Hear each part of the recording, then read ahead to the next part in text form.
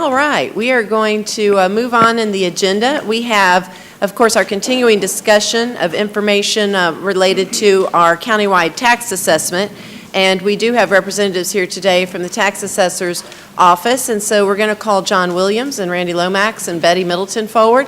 I think we also have some representatives here from Tyler Technology so that they can answer any questions folks may have. Good morning. Good morning, Madam Mayor, Mr. City Manager, members of council. My name is John Williams. I'm the Deputy Chief Appraiser. I work for Miss Betty Middleton, who's the Chief Appraiser. Has been reported lately in the press. I'm not the Assistant Tax Commissioner or the Assistant Deputy Assessor.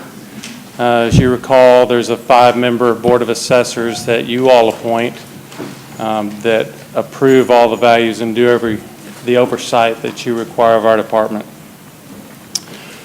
Just want to start again with the standard slide that you've seen on all my presentations. This is a status report as of end of the day yesterday. So all these numbers reflect what was in the system last night. August 14th is still the appeal deadline. We are in the middle of that. As of yesterday, we were 24 days into the appeal system. The appeal period. So a little bit more than halfway through the appeal period. Those links are there just for anybody who's watching that has trouble getting to our website. You can also go to the publicaccess.columbusga.org site and get to this information as well through the links page. Number of appeals filed. One of the questions you asked me to talk to you about today was how many appeals were filed and the status of those appeals. So as you can see, there are 1,539 appeals filed as of yesterday. That represents 2.21% of the number of notices that went out. I've used the term or the number 70,000 parcels. The exact number is 69,540 parcels.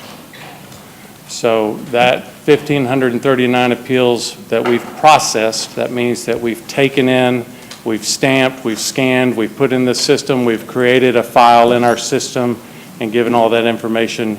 If they bring it in person, we give it back to them so they have a stamped copy as well. That's what I mean when I say processed. The assessed value in dispute from all of these appeals is 0.46% of our taxable digest. And the reason I bring out that term value in dispute, just want to make sure everybody's clear, and this was told to me by the tax commissioner. The value in dispute is the difference between the 20 assessment value, which everyone got a notice for, and either the owner's return value that they returned this year, and that is something that every owner has the right to do. They can file a return. If they filed an appeal, there's a requirement to state a value on that appeal form. If none of those things were done, a return was made or a stated value on an appeal form was given to us, then the 2016 assessment value is used. So the value in dispute is the difference between the 2017 assessment value and either the 2016 assessment value, or if you've returned a value, that value, or if you've appealed and told us what your indicated value is, that value. So it's the difference. That's the disputed value. The 8% has been talked about in recent meetings here and social media and other forums. So the 8% would be 8% of the 69,540 and 8% of the taxable digest.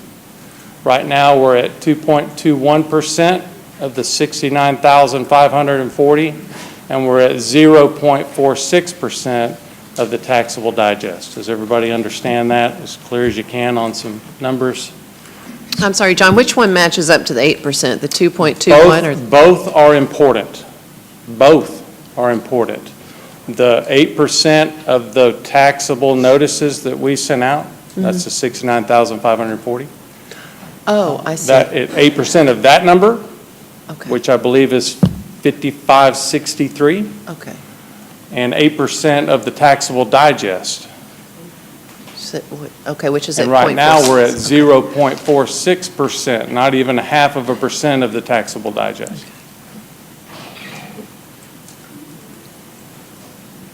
The number of appeals we reviewed is the other question that you asked me to present to you today.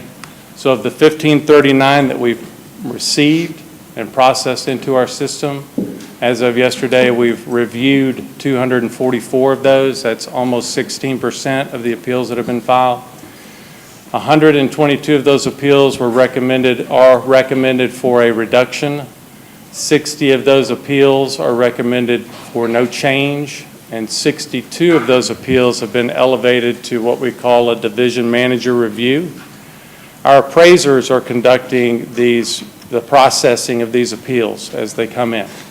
So they may come into something that to them is an easy decision for them. There should be no change, everything's good, or there looks like there should be some further adjustment on the land value, so we're going to do that. Or this looks a little bit above my level of expertise. I'm going to elevate this to my manager so he can take a look at it, or elevate it to me, or elevate it to Steve Weiss, the Tyler Technology project manager for the revaluation. So when you see designated for review, DMR, division manager review, it's coming to either a division manager, myself, or Steve.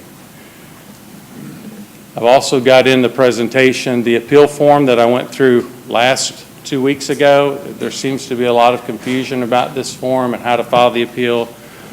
I've presented you all with this 2 weeks ago. I can go back over it again. I put it in the presentation because the social media excerpts and the news articles and the interviews that I hear, people are confused still about this process. And so the place to get information for this process is our office. There was a discussion about a meeting that took place and members from the BOE were invited. And then the Clerk of Superior Court recommended that her membership did not appear at that meeting because of a potential conflict of interest. I think that was the right move.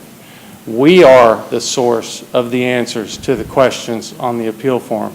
They are appealing our assessment of value. Not appealing a tax notice, that hasn't come out yet. That's going to come out October 1 according to the tax commissioner if all the timelines fall into place. What you got from us June 30th, what was mailed, is a notice of assessment. There was some conversation 2 weeks ago about why didn't I know earlier. Matter of fact, Ms. Thomas, I think you were one of the people that talked about that. That notice is your notice of your assessment. We don't put the information out earlier because we're not prepared to put it out earlier. When we're prepared to put it out, we mail it out. And that is a notice. You have 45 days from the date of that notice to appeal. That's not your tax bill. That's not your tax notice. It's a notice of assessment. And you have 45 days to appeal. We're 25 days into that appeal period. We've had 2.2% of those that got notices appeal. We expect that to increase, obviously. And we are working daily, hourly, by the minute to not only talk to the people who come in to see us and answer their questions, some of which are here today. I've spoken to some of the people in the audience, and we're working on their appeal. We're working to get them information they've requested. But we're also working the appeal, so it's twofold. Responding to citizens who call or come in and work these appeals through. So we're continuously doing that, and we will continue to do that after August 14th, when the appeal period ends. We'll probably get another week's worth of mail, which is typical, and we'll process all those, and we'll continue to process them even after we hand our portion of the digest over to the tax commissioner. We'll continue to work those appeals into the BOE season. So we've started to work them, as you can see in the statistics I've given you, and we've done that, and we'll continue to do that. I can go through this notice of appeal again with you, and I will just quickly, so try to cover any questions, and if you have any questions about this notice, please ask me and I'll refer back to it. Most people check the far left box, the real property, residential or commercial. There are appeals on other property types, and we're certainly taking those now. The boxes here, I'm not going to tell you which to check, but typically people are having an issue with their value. So the value box is the box that they would check. Some people think that their property is not assessed like other properties like their property. That's a uniformity issue. So they can also check that. But checking uniformity or value is probably going to be 98, 99% of the appeals. We've had, I believe, 2 appeals that have come in because their homestead exemption was either denied or removed. So we have had a couple of those. Breach of covenant and denial of covenant, we've had none. Taxability, I did see one of the appeal forms with taxability check, but I do think that was an error. They're probably just frustrated in checking anything that looked right. Most real estate that individuals are appealing is taxable. The other side of this portion of the appeal form, most would check Board of Equalization. That's the board I discussed earlier. Members were invited to a meeting. I stated 2 weeks ago that those members are appointed by the clerk of Superior Court. That's incorrect. They're appointed by the grand jury, and that came out in the meeting, but I just want to clarify my statement there. She, the clerk, oversees the Board of Equalization, those boards. Arbitration is also an option. That costs money because you have to get an appraisal. And let me just state right now, we talked about this 2 weeks ago. The appeal itself costs no money. I highly recommend that you don't go out and buy an appraisal or hire an attorney because that costs money. You can see by the number of appeals we processed, half of them were recommended for reduction. And when I say recommended, that's what's taken to the Board of Assessors, and they approve or deny that recommendation. So half of the appeals that we've had, we've recommended reduction. I've only seen one appraisal, and that was just because the gentleman had an appraisal done on a refinance of his property several months ago, so he included that. There's no reason to pay the money to get an appraisal on an appeal when you send it in.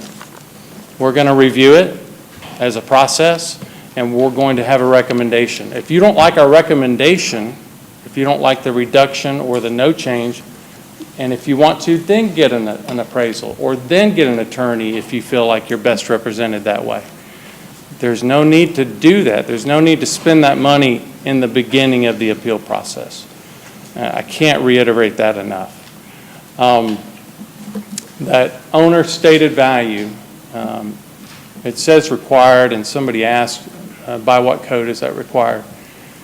Department of Revenue and the code section says that the owner needs to put a value in there. This is a form that comes from Department of Revenue. When you put that value in there, you are protecting yourself. If you submit an appeal form with no value in there, let's just say that we don't process and file or render decision on your appeal in 180 days, and we have no extension. Then we're at fault, and your stated value would become your assessed value for 17. If we don't do our job, or something is wrong with the way we did our job, your stated value is going to be your value for 17.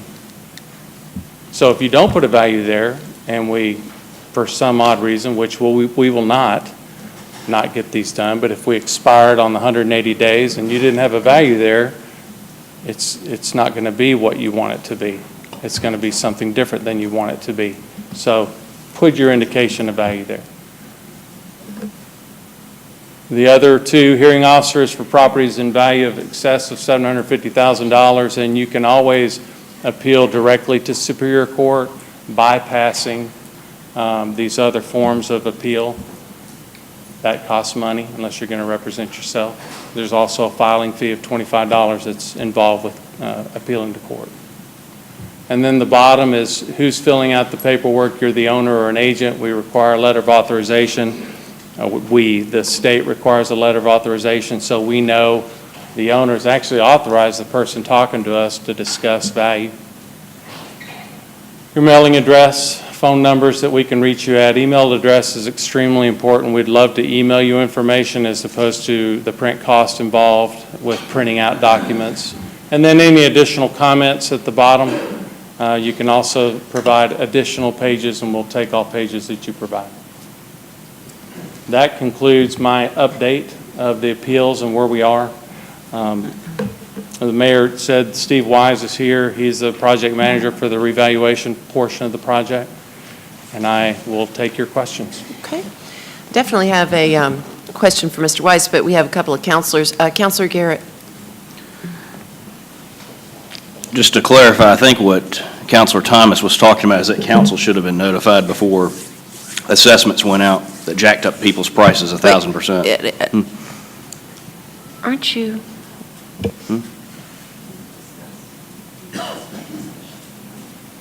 This is not related to that. No. I'm sorry, go ahead. But back to what I was saying, I think the whole issue is that council was not approached with how much these assessments went up. And as I mentioned in the last meeting, it's not our citizens' duty if their tax appeals go up 250 to 1,000%. I mean, there's some sort of expectation of taxes will rise if the economy rises, but we should have caught this on the front end. This should have been caught before this ever happened. And at this point, I mean, we've attended forums. We've got a lot more coming up, and I'm more interested in how do we fix this than what the status is of the tax appeals and what are our legal options as far as getting this basically sent back from the Department of Revenue or possibly keeping things at 2016 levels. I'd like to know those options. I know the city attorney is going to be in a better position to answer those, but I mean, people are, I know Glenn said it last time, but people are furious. They've gotten more and more mad. They're mad at us, and we need to figure out a way to fix this at this point. You're correct in that the city attorney will be able to answer the legal aspect of your question. I'm not an attorney, nor do I practice law in any way, shape, or form, ideally. I will tell you, and you know, or you may, I believe you know, I can't remember when you came on council. I don't know the exact date, but you know, this project. 16. So May of 16. This project was briefed to council and signed. The contract was, I believe, signed, either approved by the council or signed by the city manager, approved by the city or accepted back in November of 14. And we've been making presentations to council since then. So it certainly has been brought to you. The percent of the increase per particular property was not brought to you. I did brief the residential increase and decrease as about 50-50. Actually, that residential increase was 46%, and the decrease or remain the same was 54%. So I briefly touched on that back in June. We didn't know individual property values, nor would I discuss individual assessments on a public forum. It's not fair to the taxpayer. It's not fair to us. So that I would not do that. It's just something that is done in the appeal process. And I know you're tired of hearing about the process, but that is the resolution to individual concerns about property value increases or decreases, and we've had those as well.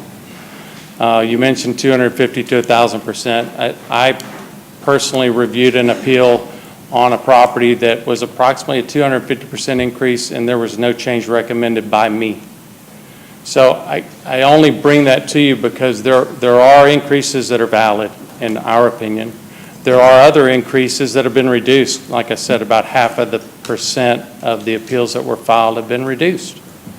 So yes, there's reductions to be made, and we're doing that. We can only do that on the individual appeal process. That's why I keep saying that.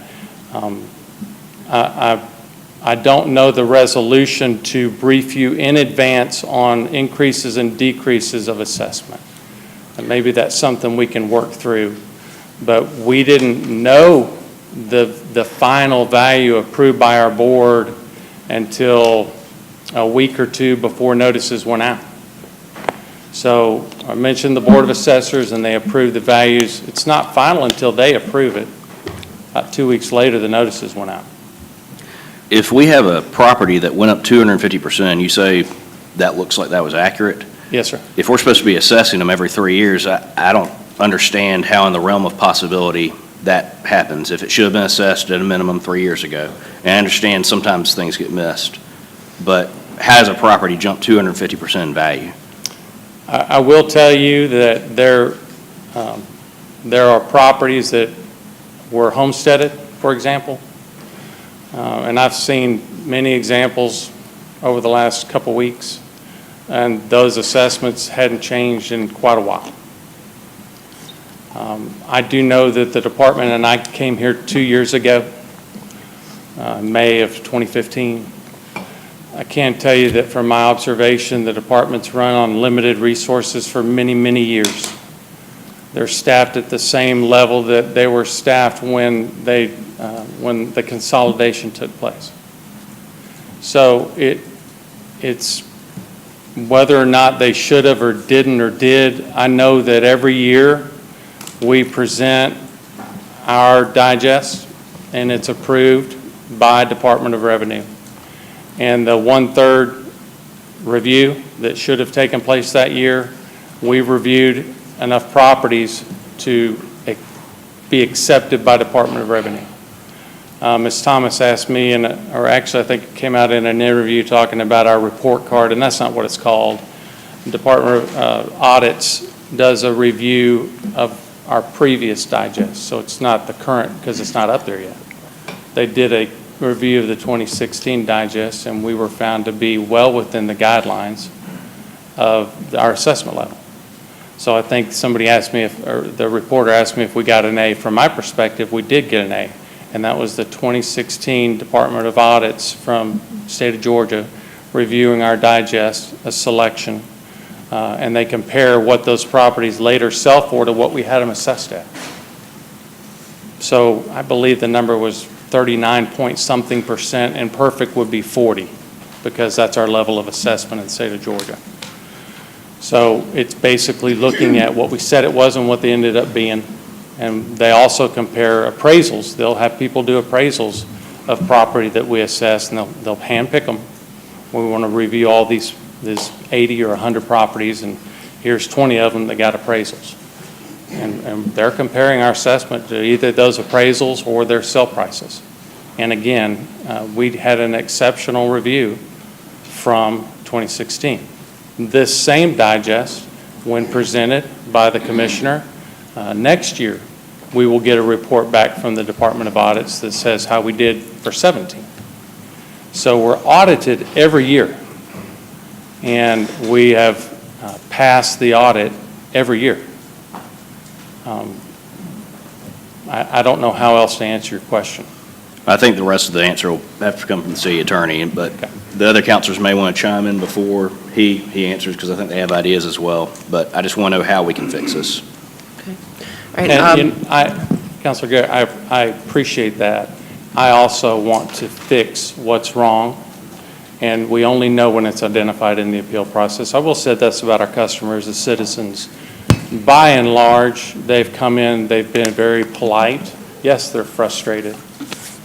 They've, for the most part, gotten what they've asked for, or we've had to say, you know what, we'll email this to you, or we'll get this to you another day. If we don't have an email address, you may have to come back in and get it. There's a 1,539 appeals process.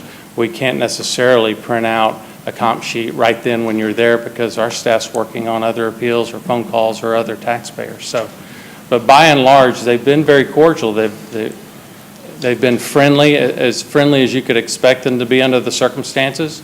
People have told me, I'm mad, and I understand that. And we are trying to work the appeals on a case-by-case basis as quickly and efficiently as we can. And I think that's all my department can do to quote-unquote fix it now. Okay, one last thing, somebody brought up in our forum yesterday that some folks are being emailed the comps, some folks are being charged 10 cents a copy. If we can make it uniform that if they choose the option of having it by email, I don't want people having to pay if they're trying to fix an error that we caused. If they give us an email address, we'll email it. If they say, I want that's fair enough. If I want it printed, then we have to charge No, them the cost. I understand that. Yeah, that's fine, as long as we can inform people of that. That's known by my staff. Sure. And we'll make sure we're doing a good job communicating thank that you. with the citizens. John, I want to clarify something I think you said, but I know it's been erroneously reported in the press. There's so much to be genuinely frustrated about related to what's going on in this community right now, but it is not true that we did not know that there was a countywide assessment. I have received emails about that and seen it on Facebook. As John said, it was passed by council in September of 2014, but there were presentations before that, and there were 6 presentations after that talking specifically about how the percentage of properties that were going to be adjusted, how many they had found to this date that needed to be adjusted, things of that nature. So no, you're correct. We did not know if Mr. Smith's was going to be raised 250% or who was going to be mad or who was going to get the good side of this. We didn't know that, certainly. But we knew and were apprised along the way that this was being done and what the percentages of adjustments were like. So, it just creates so much, like I said, when we're looking for solutions, as we are, the first thing you have to do is determine what factually to be frustrated about, and then hone your efforts towards those accurate things to be frustrated about and correct them. But to have all this distraction and, things that just aren't true. The other thing is, again, we did not know the magnitude of who would be upset and how much they would be upset by. We had no idea. But on June 13th, you came. I was not here. It was the second business meeting I've ever missed. But on June 13th, you came and asked for an extension, which is fairly extraordinary in our history. And the purpose you gave for that extension was because the magnitude of the assessments were so great, it was causing trouble with your system actually getting them out. So this didn't happen in closed session. It happened on TV and it happened online. And so we knew, we just did not appreciate the personal effect to us of what our magnitude would be. So again, as we look for things to be frustrated about and then try to correct those things, I just want to correct that because it's been misstated several times, and particularly in the press. So Chuck, we appreciate you being here and you all in the TV media too, and hope we can get that correct. Mr. City Attorney, I think Mr. Garrett had asked you a question. Thank you, Mayor. I'm going to make a few points. Hopefully it'll help clarify things. Well, I'd like to address what he asked a said. question, and then John referred, and so usually we allow that first so that there's not inaccuracies in discussion. Clifton, why don't you go ahead, and then Councillor Thomas, you're next. This is important for everybody around the table and everybody listening. This council has very limited authority in the entire tax assessment scheme. There's an elaborate set of state laws that set up appeals to go to the Board of Tax Assessors, which is an arm of the state, and it's called Chapter 5 of Title 48. One of the statutes that does give this council some authority only comes into play when the State Revenue Commissioner disapproves the local county digest. That's 48.5310. You talked about possibly rolling back to last year's values. Well, the only way that could be possible is if the tax commissioner, the State Revenue Commissioner in Atlanta, disapproves the Muskogee County Digest. I'll read this so everybody can hear the plain language. It says the governing authority of a county, that's this council, whose digest has not been approved by the commissioner, that's the State Revenue Commissioner, may petition the Superior Court of the county for an order authorizing the immediate and temporary collection of taxes. That is the only time this council can get involved in the process. And we have confirmed that read of the statute with other tax experts in Atlanta at Troutman Sanders. This council has very, very limited authority in this area.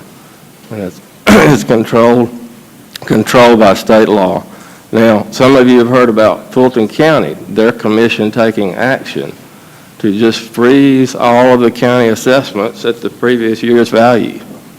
Well, they're using an 1881 local act passed by the General Assembly to do that. and I don't know if it's been challenged or not. It's possibly suspect as being in conflict with general state law. But that was local legislation from 1881 that applied only to Fulton County.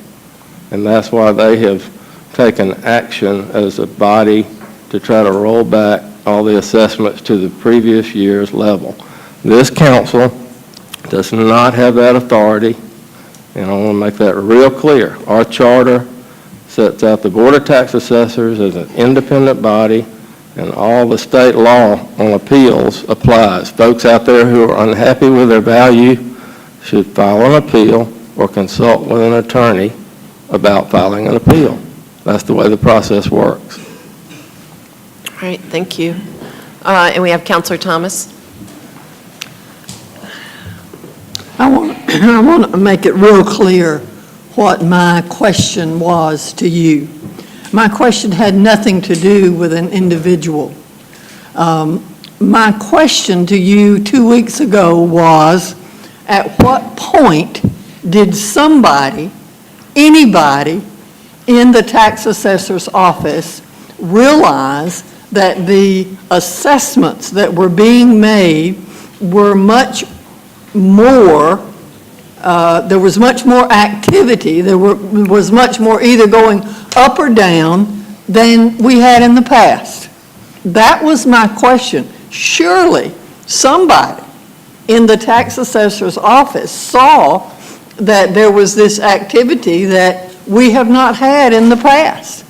And that was my question as to when did that happen, so that somebody could say to this council, hey, look, we're having a lot more activity and you may be hearing about it.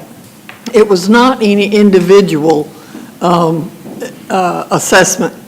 And I, quite frankly, am, as you may be able to tell, a little upset at the characterization that has been made this morning about my intent. One of the questions that I do have for you, Mr. Williams, is once a citizen appeals, I've had several citizens ask me, so once I turn in the paperwork, either mail it in or email it in, what happens then? What can they expect? Can they expect a phone call from you guys? Can they expect a letter from you guys? What is the physical procedure? First of all, I'd like to apologize if I misrepresented your intent. That was not my intent. I truly believe that that was the question you had asked, and I do apologize. I had no intention of misrepresenting anything you've said. Thank you. The appeal process begins, of course, when they bring in either personally or by mail that appeal form and any supporting documentation they may have. They cannot submit that form by email. So that is something that the city... I'm sorry, so they either have to mail it or physically bring it in? Mail it or physically bring it in. They cannot email it, and we have received a few that have tried to email that either to me directly or others, and we respond to them. When I have responded, I've responded, you can't do it electronically, you have to do it by mail or in person, and by the way, here's the appeal form and the attached instructions.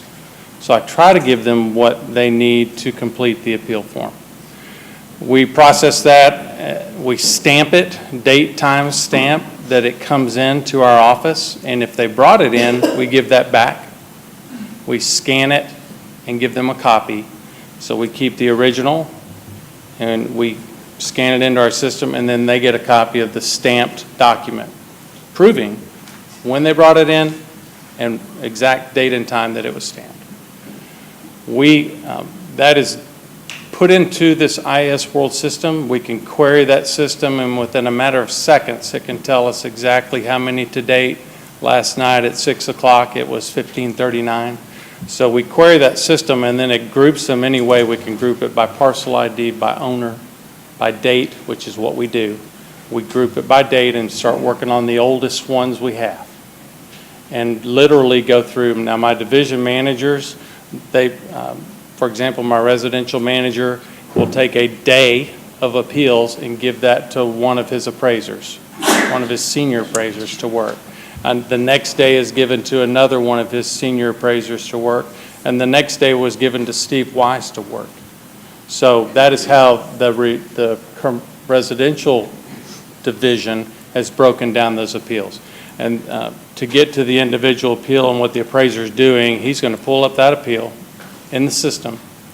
He's going to open up and look at the actual appeal form that we discussed to see any comments, to see what the indicated value was. Hopefully we get a little bit more than just the parcel number and the address. We like comments. We want to know what the problem is according to the taxpayer. And then we start going in when we look at, there are tabs in our system, but we look at the appraised value of the property. We look at the physical characteristics of the dwelling and any improvements. We look at the land and how that was broken out and what price per foot is put on the land. So we look at all the different aspects of the assessment. And then usually, if there's something obvious, that'll kind of jump out at us. Why didn't we do that? And I'm not putting words in your mouth, but it seems like one of the questions is, why couldn't we have looked at that before the notices went out, before the 69,540 notices went out? And I said 2 weeks ago, we did look at those numbers. We worked them all the way up until, and that's why we came in and asked for an extension, because we were still working through the results of the mass appraisal that the system was giving us. And we didn't know the approved value per parcel until it was approved by the Board of Assessors. Literally, I believe it was 2 weeks before they were mailed on the 30th. I know the week leading up to Friday, June 30th, we were working through proofing the report, because it has to be sent to the print vendor, and then they print it for us, and then they mail it for us. So we spent about a week just making sure all the things the data lined up in the form and all the exemptions were correctly in place. We literally did work on those things. I believe it was the week prior that the final approval for the last values were done by the Board of Assessors. Once the appraiser or division manager or myself or Steve have a chance to look over the different pieces and parts of that assessment and make any adjustments, we'll also go in and look at the comparable properties that the system says, here's the 5 most similar properties to the subject, and we'll look at that. If a taxpayer comes in and says, I want to know the comparable sales used to value my property, there's a sheet that we can click on in the system that brings up the 5 most statistically similar properties to the subject property.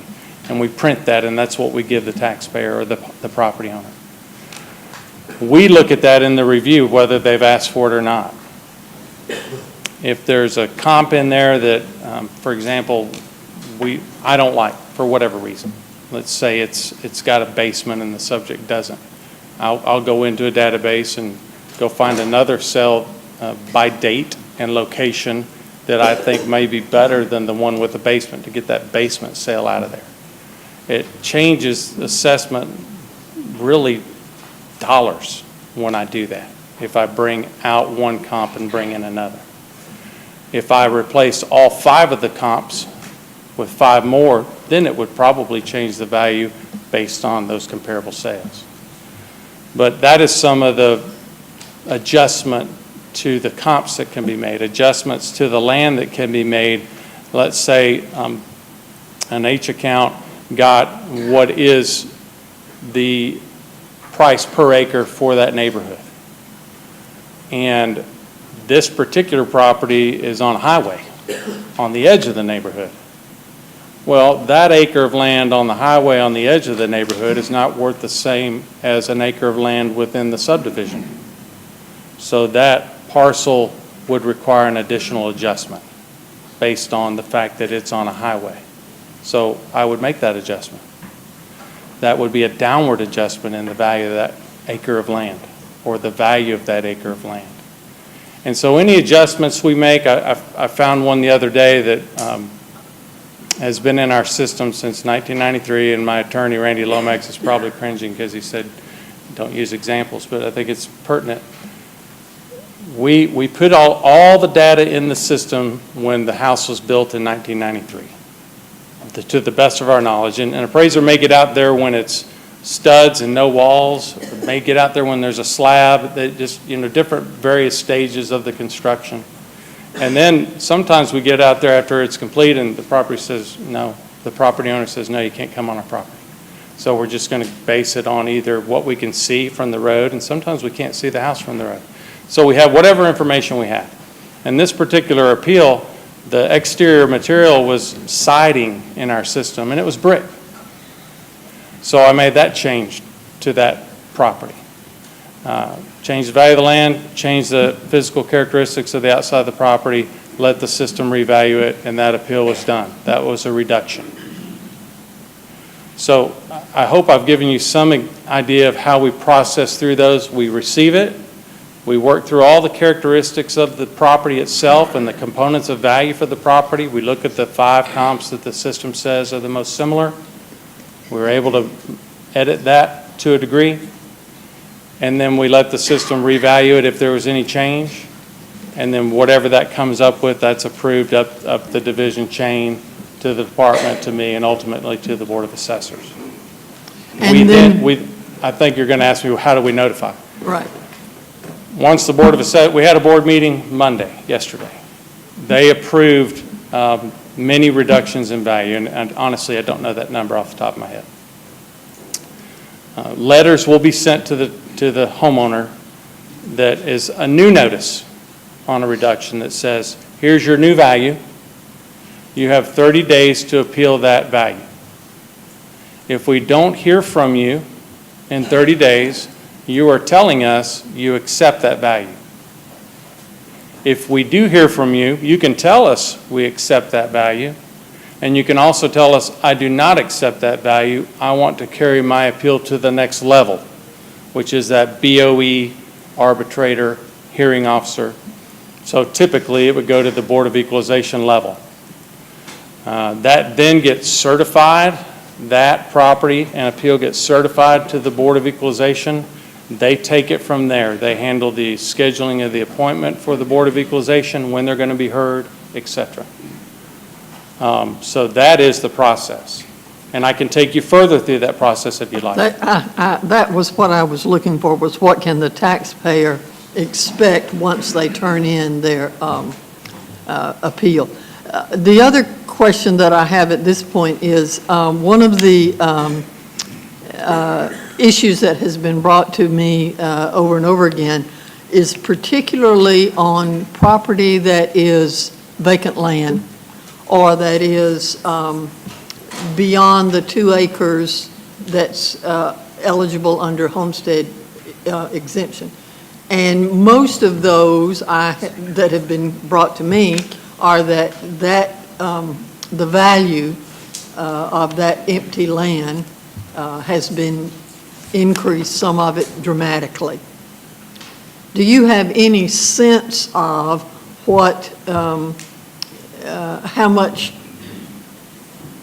I'm not sure exactly how to ask this. Was there a lot of change in empty land value in this reassessment? Does that make sense to you? Yes, ma'am. There was a change, if you will, in land value based on land sales over the last 3 years. There's been some conversation about, well, what does a 3-year-old sale have to do with anything? We looked at the last 3 years for trending, so we can talk about the 3 years. The best sales are going to be 2016 sales for land value.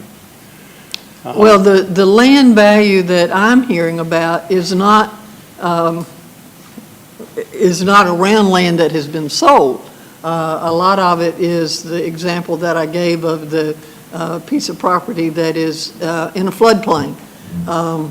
The example that was given here 2 weeks ago of the lake out in Midland that was, my question is, how much of the empty land, vacant land in Muskogee County the value was increased? I don't have a percentage or a number of properties that increased on vacant land. I can tell you what we've done. And because I can't tell you that because I have seen appeals on H accounts, and we call it an H account. It's the land beyond 2 acres on a homesteaded property. Many people think that's a specific piece of land. That's a hypothetical separation of the improvements in 2 acres, because there's no survey of the 2 acres, there's no plat, there's no indication on the tax map of what 2 acres is broken out of the overall acreage. So it's a hypothetical separation of the house in 2 acres and the remainder of the land and any improvements on that land. So people say it was in, that's the back part of my property. I understand that concept. It's a little misguided. It's hypothetical. It's not an exact, here's 3 acres here and here's 2 acres here. It's the house and 2 acres are homesteaded and frozen, and the remainder are not frozen. Your question is, have I seen an indication of those values increasing? I have seen an indication of the land assessments increasing. And whether or not they're accurate or right or correct or if they're too much or too little, the only way I know is to go in and look individually. The ones I've seen individually, there were some adjustments made. I've also seen H accounts that no adjustment was made. Thank you. All right, and we have next the Mayor Pro Tem. Good morning. Good morning. Part of my questions has been answered, but what I wanted to make clear was, I know some councilors feel that we should have been notified. I've been out here 28 years, and we have never been pre-notified about assessment values. Thank you. As long as I have been here, because I know that has to be approved by somebody in Atlanta. We use this to come up with our property tax money, how much we're going to have for the budget the next year. But as far as the approval of the assessment values, we have never gotten into that. We never approved them or disapproved them. That, to my knowledge, that's correct, and that's a separation that the city attorney mentioned earlier. By law, And that's a state law. Yes, ma'am. It's a state law, and there's a definite separation between council and the tax assessor's department. There's a direct connection between council and the members of the Board of Assessors. Mm-hmm. But when I began my conversation 2 weeks ago, I tried to point out, because there was a lot of chatter about, we were doing this for the mayor or for the city manager, et cetera. And it may have come across that I was grandstanding that you can't, tell us what to do. That was not my point. My point was we're separated by state law on purpose, so there can be no influence by the mayor or the city manager or council on the value of property, because you are in control of the millage rate. You are in control of what you spend. So it would be a definite conflict if you could control us. You could just tell us to raise value, and so you could spend more, lower value, so, it just doesn't work that way. And that's what I was trying to point out 2 weeks ago. And after reviewing that, I realized that I think some of you took it that I was trying to tell you, you can't tell us what to do, and that's just not true. It's not what I was saying. I was saying that there's a definite separation on purpose, and the chatter out there in social media is just wrong. And I've got a couple statements that I'd like to correct that I've seen out there, and I don't know when the appropriate time to do that is, but there's a lot of disinformation out there that's just not completely accurate, and I think it's fueling the dissent. It's fueling the anger, and that's unfortunate because, as Councillor Garrett mentioned, we're concerned with the next step, not trying to incite anger. The solutions. And I continue to tell anybody who Yes, ma'am. asks, any constituent in District 4 that asks me about their property tax assessment, I have told them from the very beginning to appeal the process. I'm going to do mine. I have been out of town, and I haven't done it yet. But that's the only way it can get looked at, is That's through the correct. appeals process. Yes, ma'am. Thank you. And that is right. And we did, we knew and discussed in our budget meetings, because it came in very late. One thing that John and Betty get very frustrated at me about is that we are calling them, when the mayor budget letter coming out, saying, what's the digest going to be? What's the digest going to be? And they don't know. They don't know. So when the mayor's budget letter comes out, it's always very conservative because we just don't know what your numbers are going to show. But by the time it gets to council, usually a couple of weeks later, we find out. And this time, we were told that it would be an increase in the digest of 6 or 7% by the time it got to council. And so there was a discussion in the budget that there was some pretty profound adjustments being made. Now, we didn't know who, or 250% or all this, but we knew something was going on because of the request for the delay and the amount of the digest adjustment. And we actually had to publish that, and that was in open setting. So again, I think it's looking at how we take all this that has happened and provide relief for the citizens that are concerned and troubled. Let's see, let's get to Councillor Henderson. Thank you, Mayor. And some of the questions I had have been addressed, and I'm, at this point, there are a lot of questions I think I still have that I know we'll get to eventually, but my concern right now is how do we deal with the hand we've been dealt. And I did, Councillor Garrett and I did have an opportunity to sit down at the Board of Realtors with a number of the real estate agents in Columbus. And by the way, for the public, they have offered to help with appeals. They have offered to help with providing comps, not necessarily, they're not appraisers. They're not going to do an appraisal for you, but they've offered to provide any assistance they can. And if you can't identify a real estate agent, you can call the Board of Realtors and they'll put you in touch with this group that's trying to help. And I think that's where a lot of my concern came from this group. Being in that industry, I interact with these folks, and I was hearing an awful lot of them remark, not regarding their property, but remark that the comps didn't, I shouldn't say the comps yet, that the valuations didn't quite add up with what they had been, the value they've been recommending, or the sales price and market price that they have been recommending to some of their folks. So, it's impossible to tell if these are isolated incidents or if they are widespread issues within the system. I think we all knew there would probably be some challenges implementing a new system designed to do a large number in a relatively short amount of time. The two people that I have seen most impacted in this, in the small sample that I've talked to, it's a lot of people, but in terms of the number of parcels, it's a small sample. A lot of these folks have lived in houses and they're owner occupied, and their property values did go up a couple 100%. I mean, maybe they're anomalies, but the point is that a lot of these folks just can't pay that. And I think that, we need to look for some way through the legal process or the legal side of things, and not just say you can't do that because that's state law, and not just say that council has no authority, but there's got to be something that we can do to help ease the burden for at least some of these folks who are going to be very negatively impacted. I worry about the isolated cases where it gets so bad that if they can't pay their taxes, I mean, they stand to be foreclosed upon. And if they're foreclosed upon, don't come back to this council and say, hey, we want you to abate the tax lien so that we can get these properties back on the tax rolls. That's not going to happen.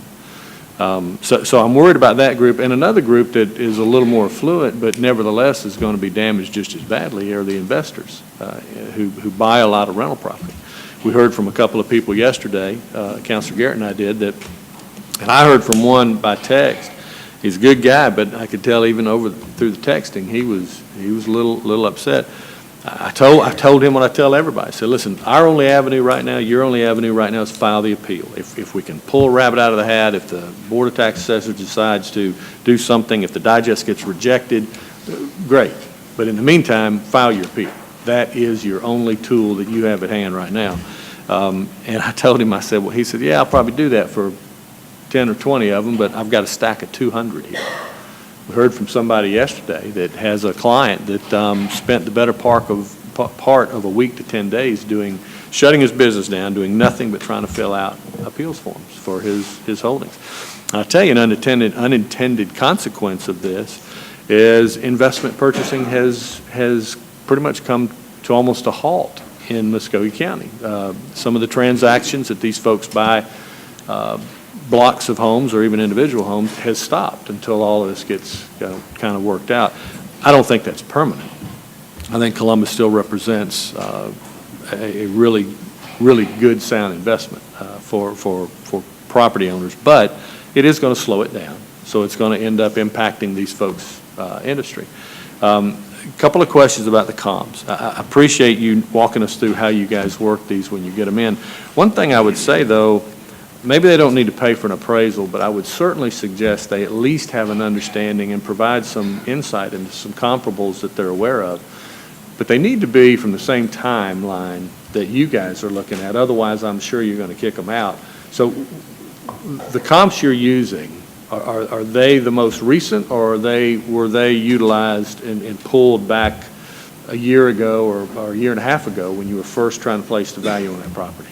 The system identifies the 5 most statistically accurate or similar properties to the subject property and puts that on a sheet Right. when we click that button. So it depends on when you click the button, basically. Right. Because you didn't do it for every property at the same time. That's correct. Okay. The ability to do it is within every file we see, every property. Okay, so I guess that's what's happening now. Some of that you maybe assessed 2 years ago or a year ago when the process started. When you're revisiting some of these properties, you're getting updated comps that are helping. We began the data collection process years ago. Right, The valuation, final valuation just culminated last month. right. So when we either print those comps when somebody says, I want to see the comps, or in this review process. Right. And I think that, just judging from my discussions with the members of the real estate community, that's one of the issues. It's obviously about the only way we can get it done on a large scale. But Columbus is a very diverse community. I mean, the condition, the age, the style of a home can change subdivision to subdivision, street to street, and in Midtown, it can change neighbor to neighbor. So, you know, in Midtown, I know that you see comps and sales anywhere from $70 a square foot to $130 a square foot, and they're all within walking distance of the same neighborhood. And those are the kind of things I think that have created a lot of the challenge. That and the other one I'm hearing about is the land. I mean, you've got some folks now we have some folks that are on fixed incomes that have lived out there and had that, you know, other than the 2 acres for their homestead carved out. And it's gone up so much. And the reason I would urge people, I take a little bit of exception to what you recommended, I would urge them to get some comps, is because land does not move that quickly. Homes sell every day in Muskogee County, but land doesn't transact that often. So you're going to need to try to identify some comps for if you have an extra couple of acres, so that you can provide, and I know y'all look at them, because if you get information, you guys are open to that stuff and you take a look at them, and if it's a comp that you hadn't used, or perhaps a whole 3 or 4 comps that are very recent, you will implement those, and I know you'll administratively drop it. So I guess I just want to make sure that if they provide comps from today, and it's a piece of property that had been valued when you started the process, those comps today are utilized. You push the button again and have the system tell you what houses are most like that one, and then you look at the comps that they've provided, and you will make those adjustments. We will, and if I came across as saying don't provide comps, that was not my intent. No, you said appraisals. You said spending money for appraisals. And I'm an appraiser, and I'm a licensed salesperson, I'm a broker. I encourage people to do what's free, or don't spend additional monies on those services until you need them. Well, Comps we would Right. love comps. We love And- any information you can give us. And again, the Board of Realtors has offered to help with those, because they actually give, I know, your appraisers access to the same kind of That's right. Navigant, the same information that they That's have. right. So, again, I go back to, I know it's impossible for y'all to visit every parcel of unimproved land, but I mean, right in my neighborhood, my dad lives right across the horse pasture, and he's got about 5 acres, and it went up a substantial amount, and it's just not worth what I think the system spit out as a value for everything in that general area. And I worry about land and the landowners because that's harder to find comps for. I put out 2 weeks ago, there were 120 land sales in the last 3 years. There are actually 147 land sales in the last 3 years. 141 land sales in the last 3 years. There were several hundred, 787 land sales in the last 3 years. But only 141, there were arm's length transaction, not relative to relative, not. Those are all residential. No, well, Okay. But I mean, agricultural, residential. You use just residential for valuing the residential property. For valuing residential, like the H accounts you're talking about? Yes, sir. Okay. And when the appeals that I've worked that involve acreage, I pull up a spreadsheet of those sales, I group them by date, and then I go in and I select the ones that are most similar to the acreage under appeal. And I look at those and I say, well, you know what? Here's one that's exactly like, as a matter of fact, I found one on the same street about 2 blocks away within tenths of an acre of the property under appeal. That's a great indicator of value. And that's what that property is. Unless that's a flat buildable lot and the other one goes down to a creek or goes up the side of a hill with rock underneath it. Right, Then it's not. and we wouldn't necessarily know Right. that. Right, unless until you it's visit. appealed. That's Till right. Till we see it or hear about it. Gotcha. All right, and the last thing I'll say, Mr. City Attorney, that was in the form of a referral. Don't want an answer now, but I want you to try to look through case law, anything you can find. Let's try to find a way that if we're unable to utilize any new method of trying to hold up implementation this year, let's at least look for ways that we can phase in or stair step anybody that had an adjustment over a certain level. That's just, that really, really worries me. Thank you, John. Councillor Henderson, you may have just inspired a potential solution, because, how do you eat an elephant one bite at a time, right? I mean, there's so many different kinds of properties we're talking about here, but, I was listening to Councillor Henderson, and when he got started, he was talking about owner-occupied, and the person may foreclose on their home and be forced out of their home, and I was thinking, well, that's not accurate, because you have the tax freeze, and so even if their property was assessed up, right, their taxes would stay the same. And I had an email like that and explained that to a woman yesterday, and she was so relieved. So that was good. But then he said about the property that's adjacent to some of these. And now this is what council does have authority over. As I understand it, and maybe as a referral, Mr. City Attorney, because, we want to make sure we get this right, but I think council has complete authority over, it's a zoning matter that we can build houses on up to 5, no less than 5 acres, I believe, in some parts of Midland, which is, I think, where a lot of this is concentrated. And so I guess what we're having is we have people who have homesteaded 2 acres, but then they have 3, 4, 5 acres, right? That are appended. They can't sell, I guess they could sell the 3 acres, but nobody can build on it because we have zoning that says you can't build less than so many acres. So, can council adjust the 2-acre exemption? The council can't adjust it can't be 3 acres or 4 acres or 5 acres? Okay. That's what we were saying earlier. All of this is controlled by state law. The council doesn't have any authority to readjust something over 2 acres or under 5 acres. So the 2 acres is a state law? That's a state law. Okay, I thought all of this is controlled by state law. And let me say, to Councillor Henderson and everybody else that's saying, what can we do? Well, Fulton County is talking with the General Assembly about changing the appeal mechanisms or having things trigger different reviews. If assessments go up more than a certain percent, it may trigger a review by a special body. Those are things that you can talk to your state representatives about and possibly get some changes in the thresholds that are currently existing in state law. But all of this is controlled by state law at this point. Okay. And I just want to be clear, because I hear you. So I get that. But as far as that 2-acre exemption is state law? That 2-acre exemption is state law? Yes, it's part of it relates to the frozen homestead assessments, which is local legislation. Right. Approved by referendum, a constitutional amendment that was local, approved by referendum. But all of these other things you hear about acreage, those are controlled in state statute. Okay, all right, thank you. Councillor Davis. Mr. Williams, who do you work for? I work for Miss Betty Middleton. She's my she's my boss. She is employed by the Board of Assessors, and she serves at their pleasure. Ultimately, we work for the Board of Assessors. So that's the governing authority of the tax assessor's office.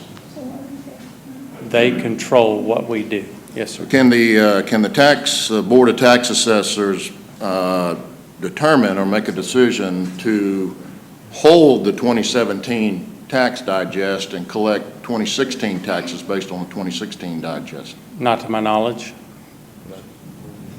And that's not an option, Mr. City Attorney? No, sir, that is not an option. They have to prepare assessments annually of every parcel in Muskogee County and present a digest to Ms. Huff, our local tax commissioner, who then reviews it and gets it to Atlanta.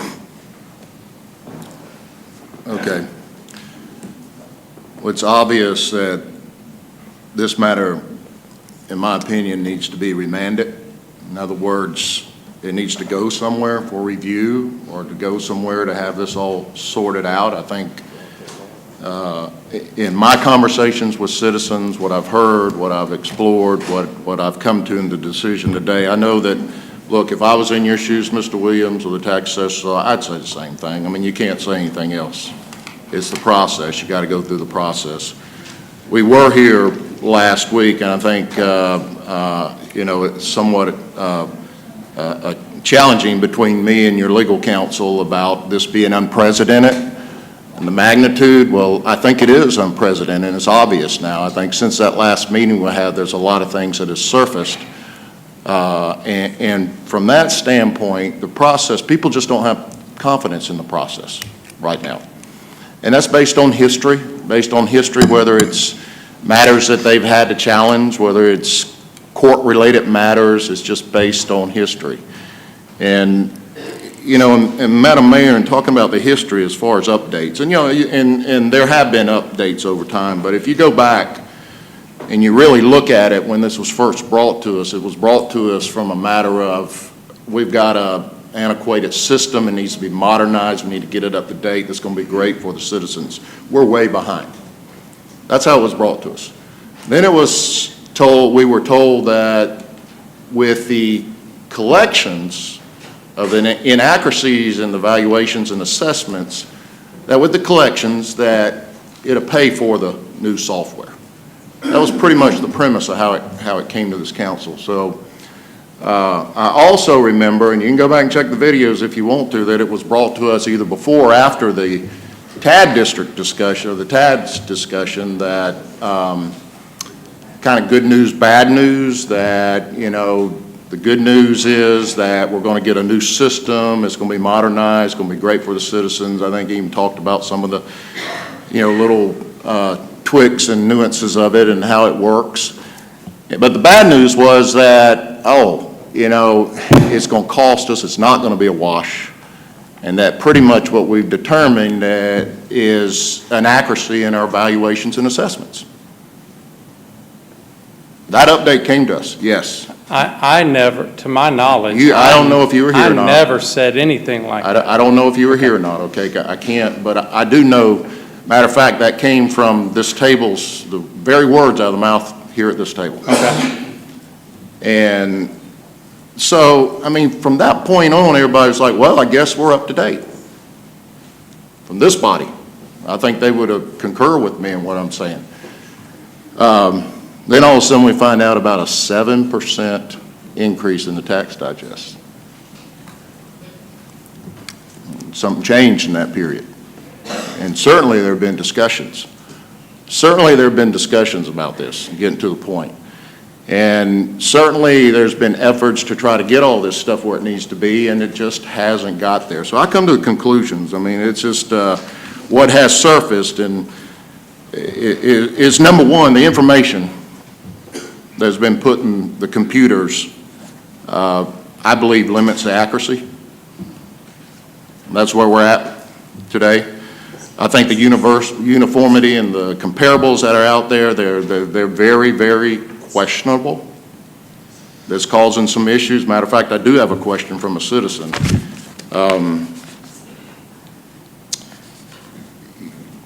Mr. Williams, can you tell me why, and I told him that I would ask this question to him today. I couldn't answer it, but I know our comparables that are on the lines that's being sent out to everybody states the sales price, and then you got, whether it's the real estate markets and their listings, or the Zillow, or these things that are out there that records all these things, it's being said to me that there's a variance on the sales price anywhere from $1,000 to $5,000.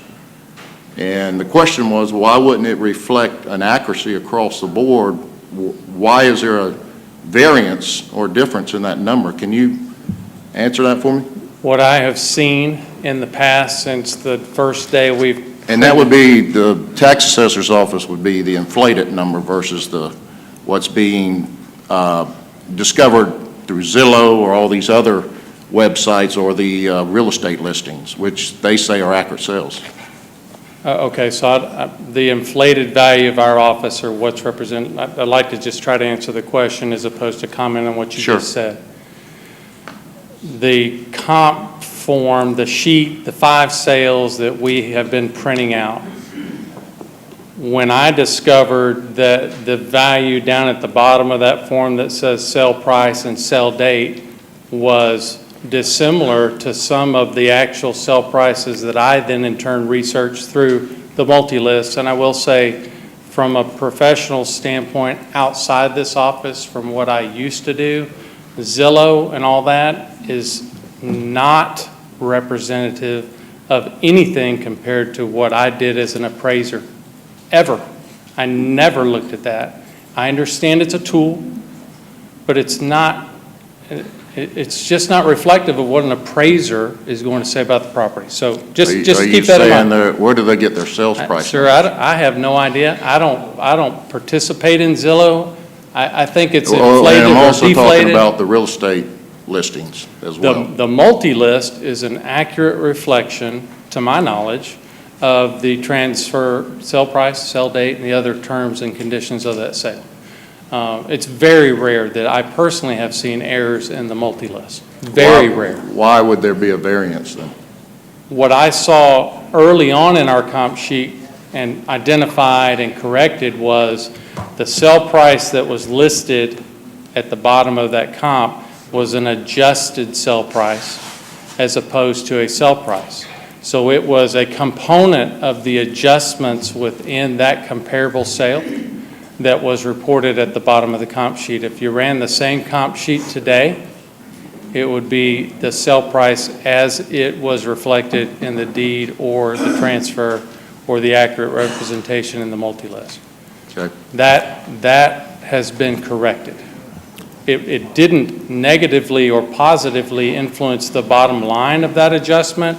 It was taking a value down the chain of adjustments for that sale and putting it in the sell price, as opposed to what we started with in the analysis and putting that there. Well, I hope the citizen is watching, but I mean, these are updated. This is the information that he's been given.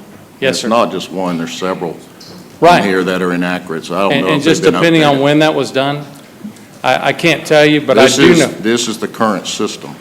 I understand it's the current system, sir. What I said was I don't know when that sheet was printed. Okay. So that has been addressed and corrected. This is printed on 7/17. Okay?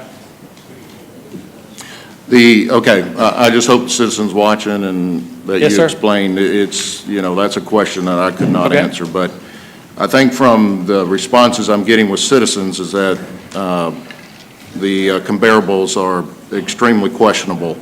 It's obvious to me that there's been a failure over time to stay up with valuations. I think your office has admitted that. publicly admitted that, and that's one of the reasons we're at where we're at today, trying to correct this matter that's been going on for a long time.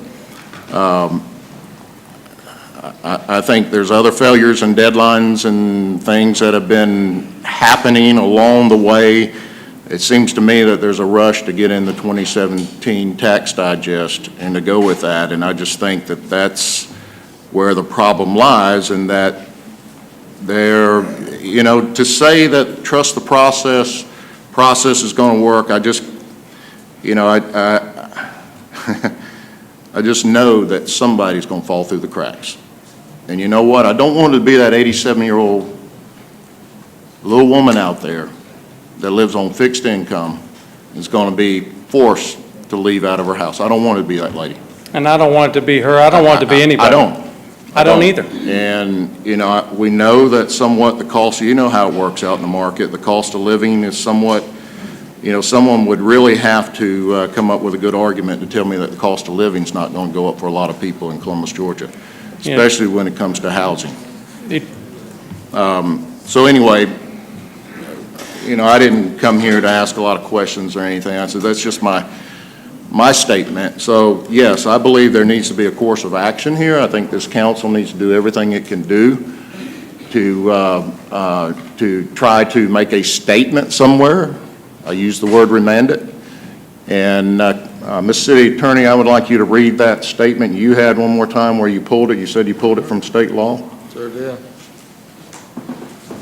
This was Georgia Code 48-5-310. The only time the council can get involved with the digest itself says the governing authority of a county whose digest has not been approved by the commissioner, that's the State Revenue Commissioner, may petition Superior Court of the county for an order authorizing the immediate and temporary collection of taxes.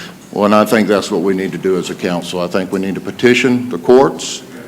The tax digest has not been approved. Matter of fact, the tax commissioner stated that she's going to have some issues. So, look, I'm not, you know, we're at where we're at, and it's unprecedented. And, you know, with 6 votes, this body can request. I don't know how it's going to end up, but I think on behalf of the citizens that we owe it to them, based on the situation and where we're at, and I just, I'm sorry. I mean, I've taken a position that just trust the process and just go through it, all be okay. I personally don't have faith and confidence in it. And I'm a citizen representative.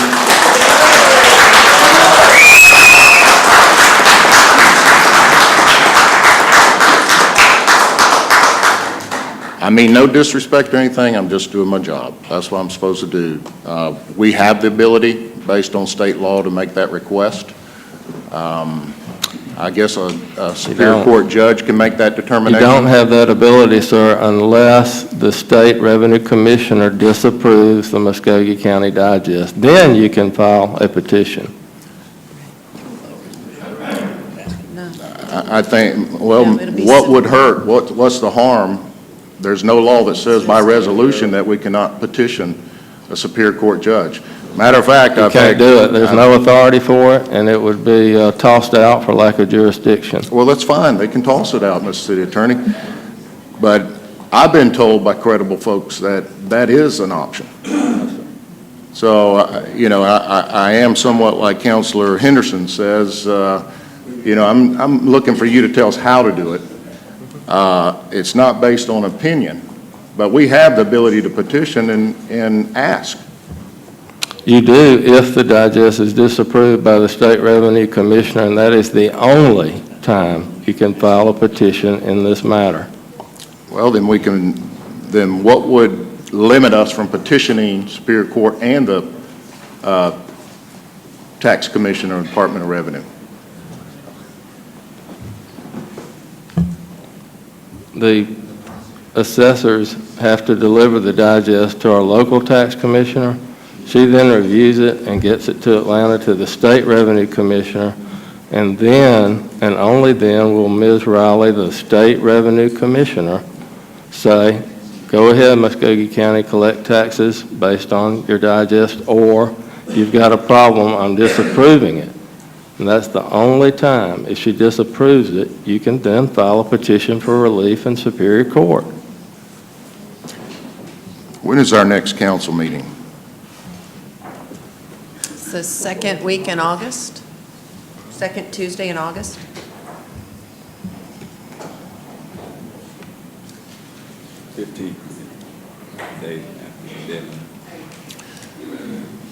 That seems convenient.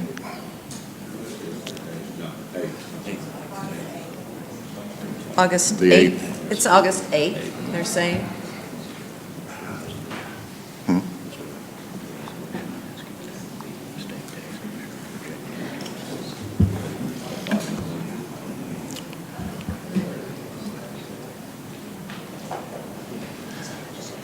Well, it looks to me that we're up against deadlines and the clock's ticking, and I'm going to make a motion that we create a resolution that we send to the tax commissioner at the state level, and also a resolution that we can send to the courts to give us a determination on an option, exactly what authority we have. I'll second.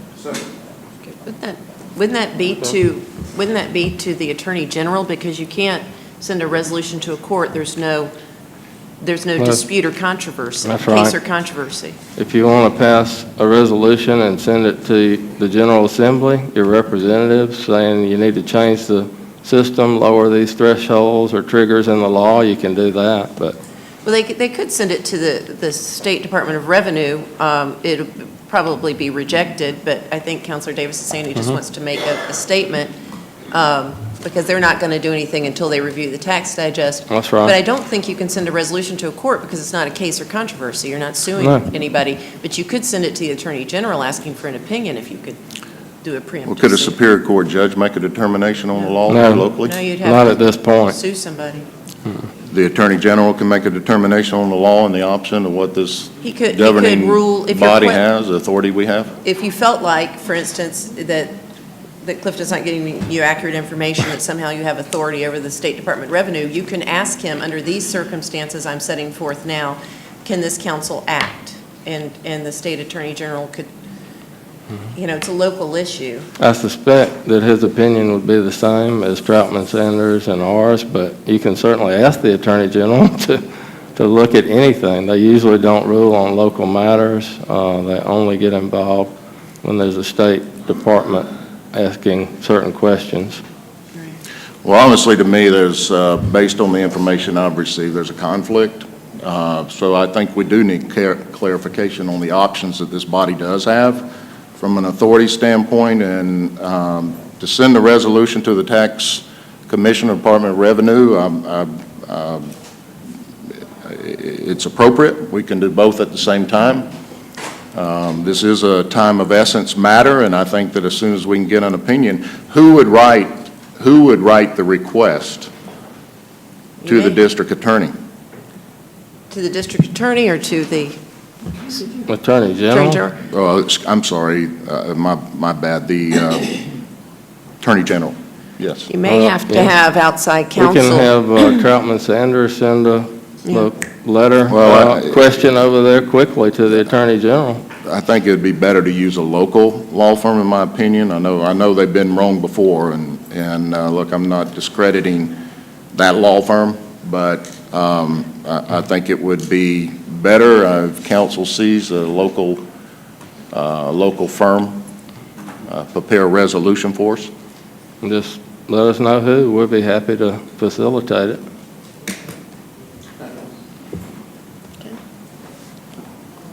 All right, let's see, we've got Ma'am, other. can I just respond to a comment? 3 years ago, I ran a company that was family-owned and operated for 30 years. I was not a city employee. I've been identified in the last several weeks as a government man, a mouthpiece, a puppet, anything that you can imagine. That doesn't bother me. That's fine. I'm an appraiser, and if anybody knows appraisers, you're automatically attacked in the fee world. And that's okay. That's why I'm in the business. I believe I can be unbiased. To those who believe that there's can't remember your words, but you have no confidence in the system. Round of applause from the people here. I have confidence in myself, and I've been to the last 2 years of BOEs. I told you 2 weeks ago I go to every one. And I'm confident in the files we take to the BOE. I'm confident in our position and the value of those files. And that's as a result of the appeal process and learning more about each and every one of those properties and putting that information in the system. There are lots of people that don't believe in the government or are very leery of anything to do with the government. I get that. We are tasked with assessing property at its fair market value, and that's what we're trying to do. Our only indication on a vast majority of these properties is when they appeal. That's when we know that there may or may not be something wrong with the assessment. We're going to look at it then. And then before we ever go to the BOE, I personally am going to make sure that our position is reasonable. And that's really the measure for me. Is it a reasonable value? And what supports that reasonable value? So there may be people that think I'm a government man and a mouthpiece of somebody. I'm not. I'm going to do the job to the best of my ability until somebody relieves me of that position. So anybody that has a problem with what we do as an office, come see me. If they don't like their assessment, appeal. And it is the process, and you may be tired of hearing it, but that is the only process that's in place, and it's in place by law for a reason. We're going to work through all these appeals. We have yet to pass the highest level of appeals that we've had in this county. We probably will, but we're not there yet. We've had more appeals than this before. So we're going to take them one day at a time and go through all of them the way they're supposed to be worked through. And then we'll communicate with the taxpayer, as I've talked about before. And if people don't believe in us and believe in the process, that's their right. But I'm telling you, I will do everything I can to make sure that we're doing our job by the law. And the end result of these property values are going to be as accurate as we can make them. And part of the accuracy is the appeal process. Okay. Oh, okay. Councillor Davis. Mr. Williams, I appreciate that. I know that's sincere from your heart. You're doing your job, and I think that's comforting to the citizens that in what you're saying. Look, I don't have all the answers of why we're at where we're at today, and certainly I'm not blaming you. There's probably no blame go around. I mean, I'm just not going to get into the weeds. I'm not going to do that, but I just know, like I said, that what has surfaced since then, it just has every indication and leads to some of the comments that I made, and that's how the citizens are seeing it as well. And in that matter, in that situation, yeah, from our standpoint, we're citizens' representatives. That's our job, and we're somewhat going to bat for them. And I think this council is determined to try to find every way possible in what authority we have. And I think you've done a great job in making that line of delineation between, what the tax assessors do, what the Board of Tax Assessors do, and on your side, we're just trying to find out where we're at today. And I appreciate you willing to come and talk to us. And like I said before, and like today, you've been very professional. And I want our citizens to have that confidence. And hopefully going forward, sometimes you just got to, correct it, fix it, fall on the sword, and move forward, and we'll go in the right direction. And so I appreciate your comments and what you're saying. And certainly, we're not picking names, faces, or anything like that out. We're just looking. We talk about the process. That's, like I said, exactly what I would say if I was on your side. And you've explained it very well to detail. And we appreciate you getting that message out to the citizens. On our side, we're looking at it from a different angle. So thank you for coming today and being here before us. Okay. Let's see. We continue on with Councillor Allen. Thank you, Mayor. I guess what I'm hearing, John, is the property taxes the system is not uniform and equal. And it seems to me, and it may have already been said either last meeting or earlier, that the process of the new system is being dumped on the back of the taxpayer.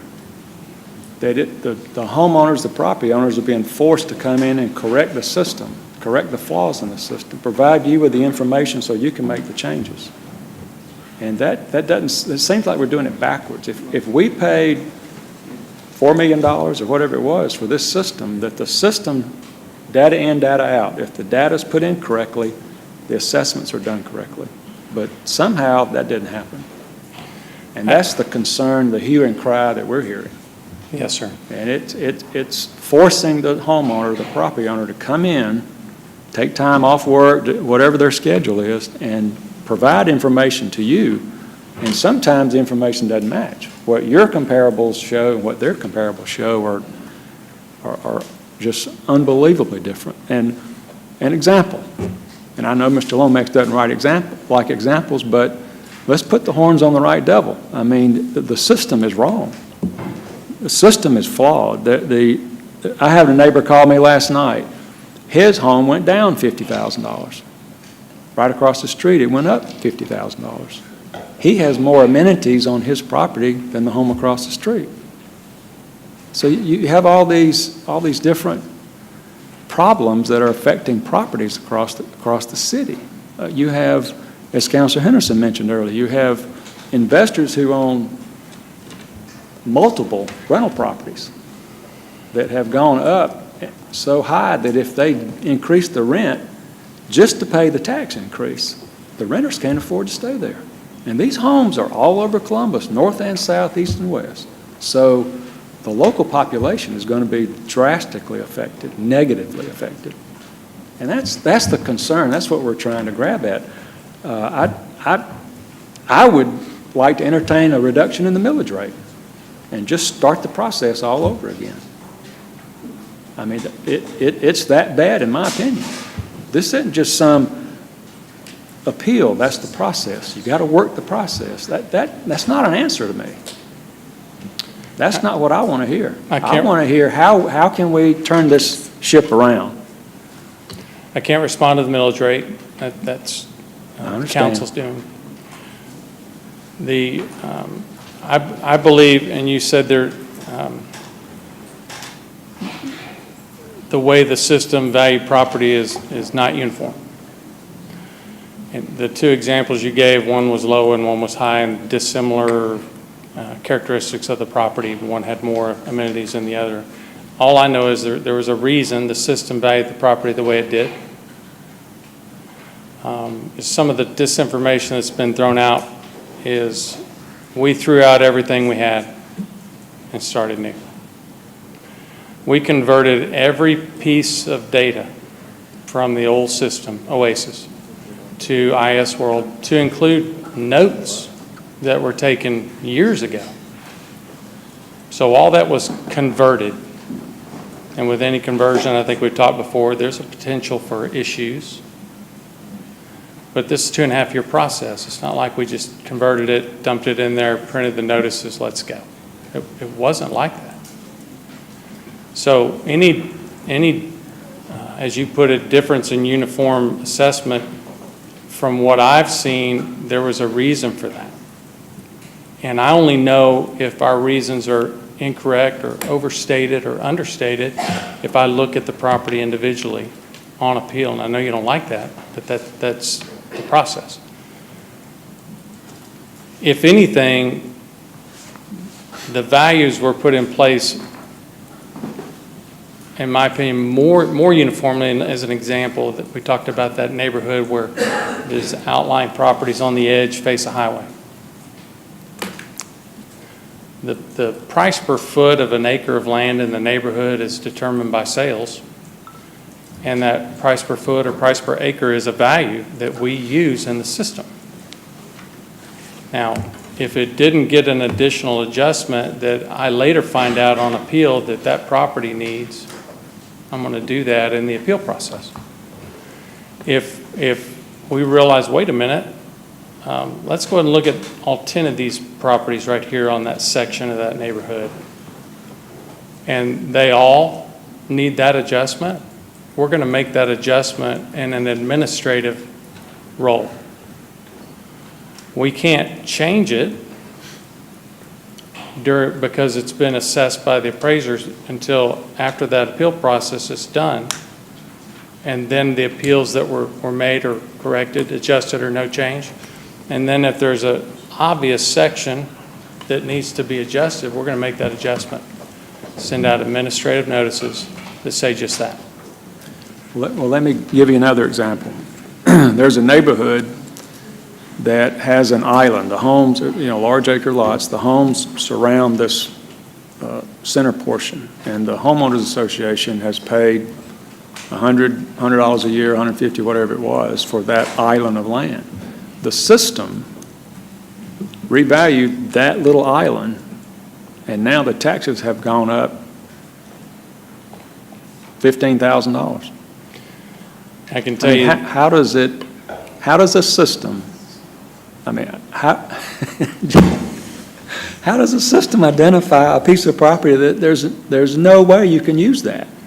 It's like the inside of a roundabout. How do you assess the inside of a roundabout? And I'm not looking for a reaction. I'm just trying to show my frustration and the ridiculousness of the system. And it's a parcel, that's how it gets identified. It's a literal parcel in our system, so it gets a value. Now, I can tell you, I believe it was last year, the property owned by HOAs came up as a topic. And it was in an appeal last year. It was a piece of property owned by the neighborhood that contained a deck and maybe a swing set, a couple little items. And we had it appraised higher than the HOA thought it was worth. So we did some research and realized that although there's not a state law in my research that I found, and I didn't consult the city attorney, and I don't recall at this time if I consulted our attorney, but I found in other states that they had ruled all HOA property like that should be given a nominal value. And basically the summary reason would be it's owned by 100 or 200 or 300 people in that HOA. It can't be sold. It should get nominal value. But it should get nominal value. It should get across the nominal board. value. If it's in Bibb City, it should receive the same value as it is if it's in Midland. It should be a nominal. If it's nominal, it doesn't matter who lives next to it, right? It shouldn't matter if it's owned by an HOA in this example we're talking about. Part of the reason why it has a nominal value is because there's so many owners that couldn't do anything with it, right? So I know of the two examples in my head right now where this has come up. I'm in communication with one of the attorneys that represents that association from last year. He filed a return for that HOA property this year and is waiting for our response. And I've talked to him and we're in communication. That will receive a nominal value. Is the pool and the pool house worth anything? It absolutely is worth something. And again, three approaches to value: cost, market, income. When we build that pool and we build that pool house on paper, there's a value there. It could be hundreds of thousands of dollars. But it shouldn't be assessed at that price because 300 property owners in that subdivision own it. It will never be sold. And although I found no law in our state that says put a nominal value on it, that's the general consensus. And so that's what we're doing. And it doesn't matter if it's in North Columbus or Bibb City. If it's an HOA property, it should receive a nominal value. And if it's not a nominal value, appeal and we'll make it a nominal value. That's the only thing that I know we can do. But the frustration goes back to having to go through the appeal process to protect your property. Everyone's guilty of having higher valued property until they come in and show you that it's not. And that's the unfair burden. Or lower, they think it's higher. And I'll throw that out there every once in a while because there are people just like that. their value's too low. Who entered the data into the system? Who entered the data into the system? The Oasis data was converted by, and this is a software conversion that was checked by the vendor personnel, Tyler Technologies, and our staff. So we would go back in and look at, all right, bring up this parcel, bring up this page, look at these different fields. Did it come from Oasis? We know what that value was. Is it in IS World as the same value, or the same square footage, or the same size, or is it a carport there and a carport here? You know, did the conversion work? Right, that was the first step. Then it was making sure all of these things reflect what's there today.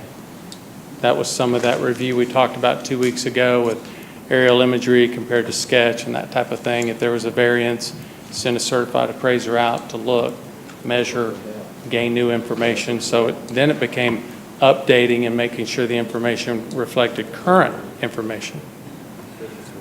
Then the revaluation process began.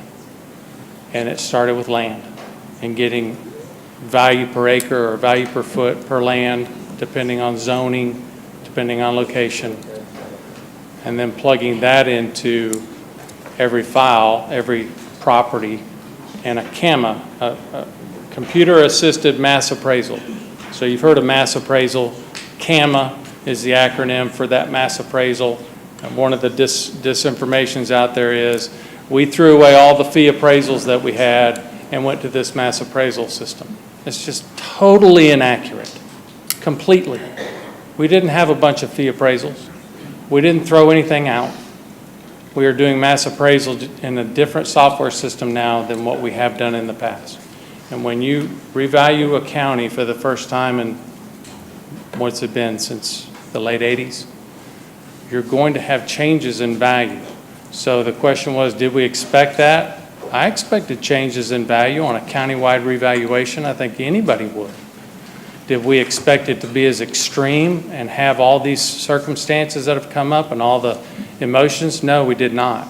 We did not. But we're dealing with it as best we can. And I'll continue to do that, and so will my staff. Well, I guess, ironically, we have minutes to approve from one of your recent meetings. And I hope I'm not taking anything out of context, but basically it says a representative from Tyler Technologies. And let me go back and say I've talked to some people at the state level, Revenue Department related, and they have very good things to say about Tyler Technologies. I was shocked, quite frankly. But they did have good things to say across the state. Their systems work very well in other counties and municipalities. So that tells me that there's a problem on our end. And that's why I asked the question about the data in, data out.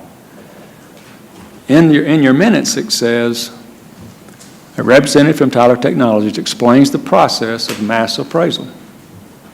The board responds with concerns. Deputy Chief Appraiser Williams responds that the tax assessor's office staff and Tyler staff are identifying the anomalies to correct the issues.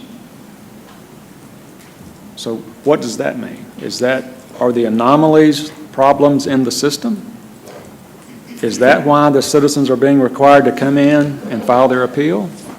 Well, So there are problems with the system, and the citizens are being forced to come in and help you fix this system. there are several questions there, and I'm trying to take them one at a time, so forgive me if I don't cover all those points. As an example of an anomaly, we went back and looked at, for example, show me all the properties, parcels, that last year were below $10,000 and this year have gone up considerably. And that was one of the analysis that Steve did, and I don't remember the exact parameters, but I do remember the $10,000 threshold. What was below $10,000 and is now at this level? Let's go in and look at those. And we have some of those properties that have been appealed and some have not. But we have this data set that we've looked at and found anomalies in that data set, and I could bring Steve up here and he can describe what he did on that. But that was one of 4 spreadsheets that we looked at different characteristics that looked like, based on what we were hearing could be a potential problem. And it's no secret, we've all talked about the H account, or the fraction of land. 0.22 acres worth some high amount. Or the 3 acres that are rolling and you couldn't do anything on it anyway, and it's not worth that. So we've heard that. So we looked at those H accounts. And we have done maintenance on spreadsheets and then entered that maintenance into IS World so that if an appeal is filed, it's already there. The work's done. We make the change and send out a new notice. And I said earlier today, at the end of the appeal process, and we have to wait, it's the appeal process. We can't just decide we're going to do something different, as the city attorney's pointed out. It's a process and it's mandated by law. So through the process, we're going to do what we're doing now. And at the end of that process, if we've identified areas that, 5 people appeal or 105 people appeal, whatever the number is, and we've already identified that we need to look at that, and we found an anomaly and Steve's already corrected it, and the corrections are already in the system waiting on an appeal. At the end of the appeal period, we're going to make those adjustments to the other properties and send out an administrative notice. So these are the anomalies that you're talking about in the minutes. That's one of the things that we talked about, and I don't have them all on the top of my head. But I do know that he has looked at 4 different aspects that the board directed him to look at, and he's done that. Well, the frustration that comes to me is from the community, just so you feel the heat that I'm feeling, is we need to vote them all out. We need to change the Board of Tax Assessors. All those things are being discussed in the community. It's frustrating. I've never had this type of contentious. I've had a lot of contentious hearings, I can tell you. I think every counselor here knows that I've had probably more of my share than anybody here. And that's fine. That's what I get paid the big bucks for. But the issues that we're hearing about this system and the flaws in the system far outweigh anything we've ever been through. And that's why you're hearing the hue and cry from council. I understand. It's very frustrating. And I appreciate your candor. I appreciate your stand there. I would like to ask the city attorney to prepare an ordinance to reduce the millage in an equal amount to what is being assessed on the people of Columbus, Georgia. I'd like for it to come at the next council meeting. No, sir. Yeah, we'll And have Councillor Woodson asked to add to that referral what effect it would have, so. I'm sure that'll be discussed. It'll have a big budgetary effect, but we will bring something. We'll talk to finance. Okay. And John, we've got counselors we're going to continue to hear from, but do make a note that I want, Councillor Allen made a point that I hear a lot too. I'd like Steve to talk specifically about whether there is a software problem. I've heard that 1,000 times, that there's a software error, that there was an error in the process. And I think we need to get to the bottom of, is that accurate, or is it that the data in put out this result that is having this huge political turmoil? Because those are 2 different problems to solve. If the software was wrong, or if the process was in error somehow, then we got to solve that. If it's that the data we put in came out with a result that everybody's very unhappy with, then that's another problem to solve. And that was sort of my point, is we have to figure out what it is we're angry about before we can start getting to the solution. And I don't know, but I look forward to hearing from Steve, because I think you said last time there was no software error. So if we go down that road because we believe there's a software error and we start trying to solve that problem, then we've just wasted time providing real relief to our citizens, relief that they can actually take to the bank, literally. So, Steve, do you want to address that shortly? Sure, I can address it shortly. It's important. My name's Steve Weiss. Like I said, I'm the project manager overseeing the reassessment for Muskogee County. I've been before you before. As far as the system is concerned, the system calculates what data is entered into the system. I'll give you an example. One of the anomalies that John's talking about that we we're advised by the board to look at. We looked at the increases, and we've also been looking at a lot of appeals. One of the issues that we had was, and it was a minor issue that created a problem that was identified. There was roughly, I think it was about 162 properties that were what we call Land Use Code 101, which is a single-family dwelling, but it was zoned, the parcel was zoned neighborhood commercial. So it was in a commercial neighborhood, zoned commercial, and put in a commercial neighborhood. There was a lot of discussion back and forth in the weeks leading up to making final decisions on value. And one of the discussions that John and I had was that we had a lot of properties in the county where, for one reason or another, over the period of time, and I'm not sure when that time occurred, but the zoning had been changed. It was a normal dwelling that anybody would live in, that would reside in. No homestead filed. It could have been a rental property, what have you. But at some point in time, the zoning was put in commercial, and a decision was made early on in the project. You always have parameters that you discuss with the county about how they want to handle different types of properties. And we had multiple discussions on these type of properties that were listed as single-family dwellings, but were in zoned commercial areas.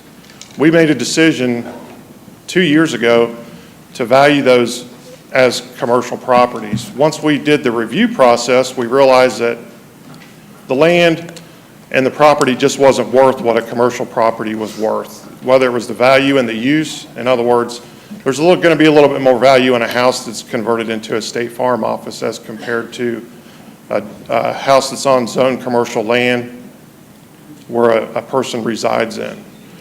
So and I know John keeps going back to the appeal process, but based on the appeal process, we had an individual that owned 2 of these properties in a neighborhood, and his land was totally off the charts. We all agreed his land was totally off the charts. So I started looking at the properties in that neighborhood. I looked at the properties around him, and I realized that they were all zoned commercial. They were all in commercial neighborhoods. Now, when you go from a commercial neighborhood to a residential neighborhood or vice versa, you could generally expect to be 4 to 5 times higher on the land value in a commercial neighborhood than a residential neighborhood. These particular properties, when I talk about the data was entered correctly. The issue was when the properties were converted over, there was a field which is called a location factor. The location factor that's put in that field, it's a number from 0 to 9, dictates the land rate that particular neighborhood is going to charge for that particular property in that neighborhood, if that makes sense. So in other words, if it has a 0 location factor, it's going to value it at whatever the 0 rate code is in the system. In this case, the 0 rate code was a major corner. So in that particular neighborhood, without that location factor being converted over, it defaulted to a 0 code on those properties. So it was 2 neighborhoods, it was two blocks of properties that were zoned commercial in a commercial neighborhood that were used as dwellings. When the data was converted over, there was no field in the location factor, which caused it to be a major corner rate, which was $24 a foot. Now, we all nodded our head and we agreed it was not worth $24 a foot. Once we realized that, once that was brought to our attention as a part of the appeal process, we looked at all those properties around there and said, we got a problem. And we've since fixed that problem. We've entered the right location factors on those properties, made those proper land adjustments, somewhere around, I think, $2 a foot. And those are part of the properties that John's talking about in regards to, we have to go through the process to be able to find some of those. When you're dealing with a county of this size, with this many properties, I'm not saying it's not doable, but there are challenges. We've all agreed that there's challenges.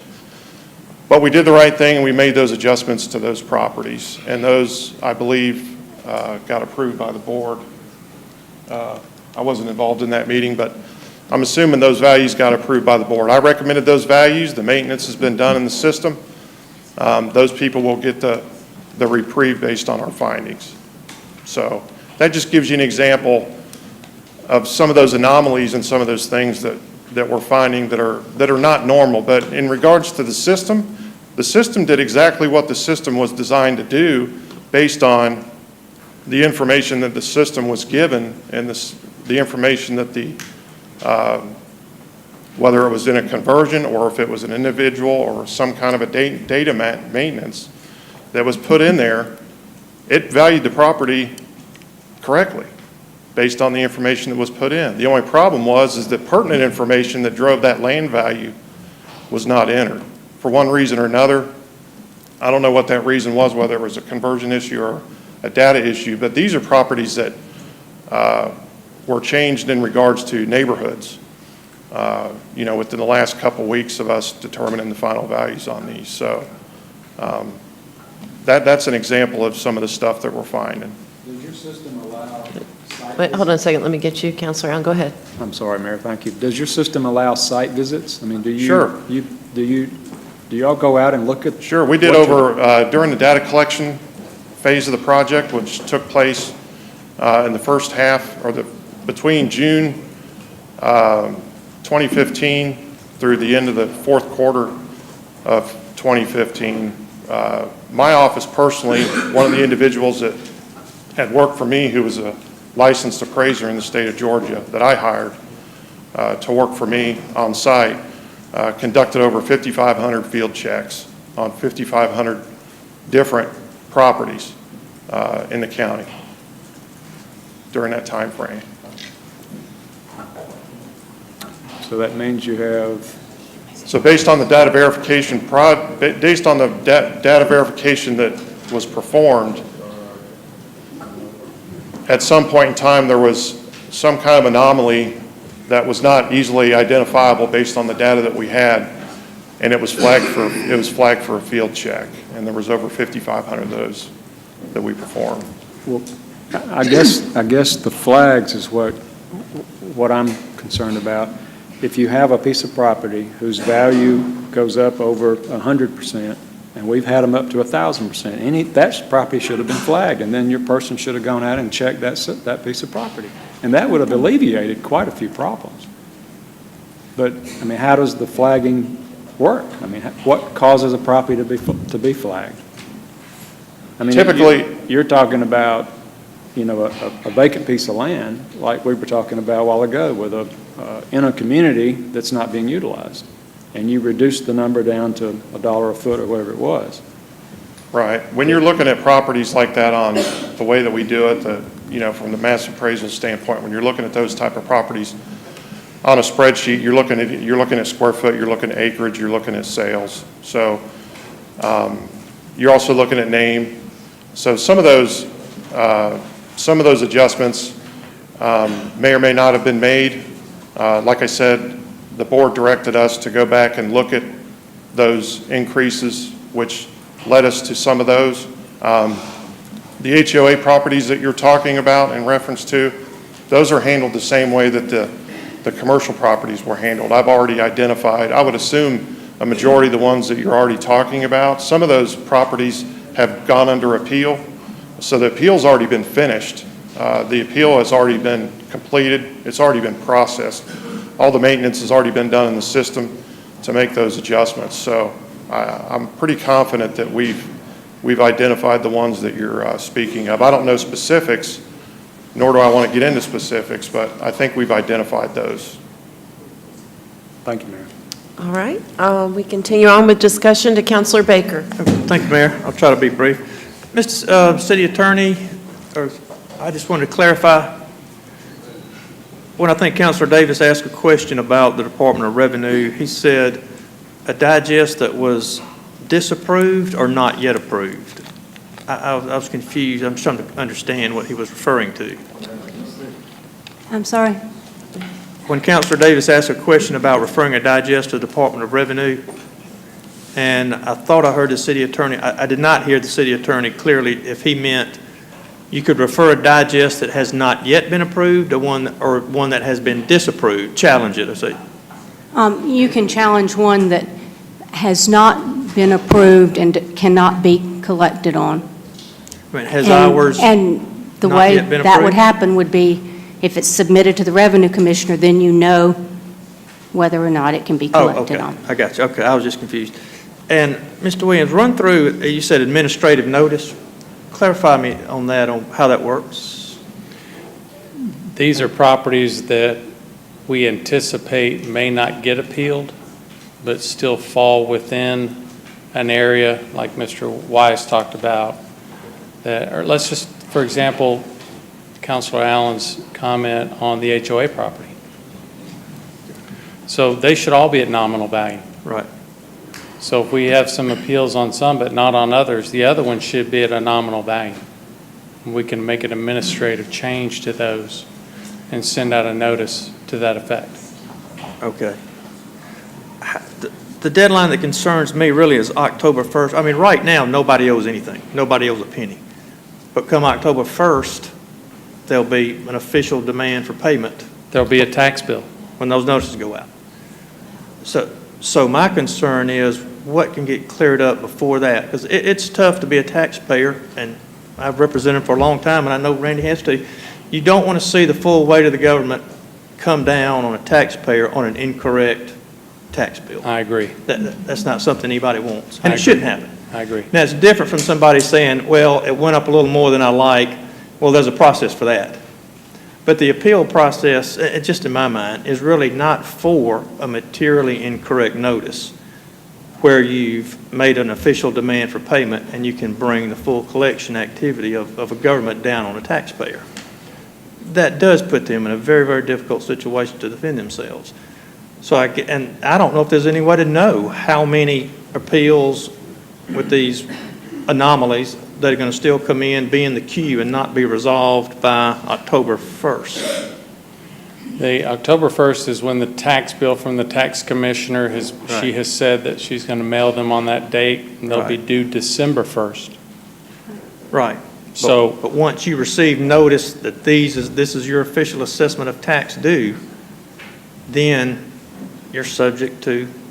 That's The due full in collection 60 activity. days. Yes, sir. Exactly. It's due in 60 days. So do you have any feel of how many of these administrative notices, appeals, and so forth can be resolved by October 1st? To me, that's the deadline, because right now, we haven't told anybody they owe anything yet. Or, and to carry forward that thought, is the most important date before it's due.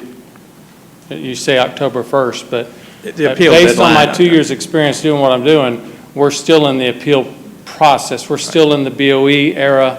We're still working through appeals on October 1.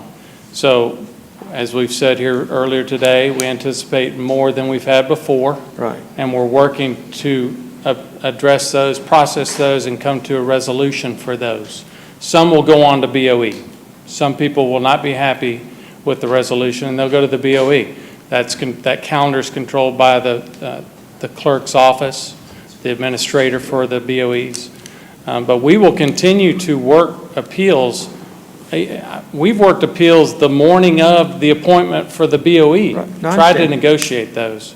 So to me, if we can get those negotiated prior to when the bills are due, December 1, that's really, if I can relieve someone, whatever example you want to use, if that appeal is resolved prior to when their taxes are due, that's success to me in that appeal.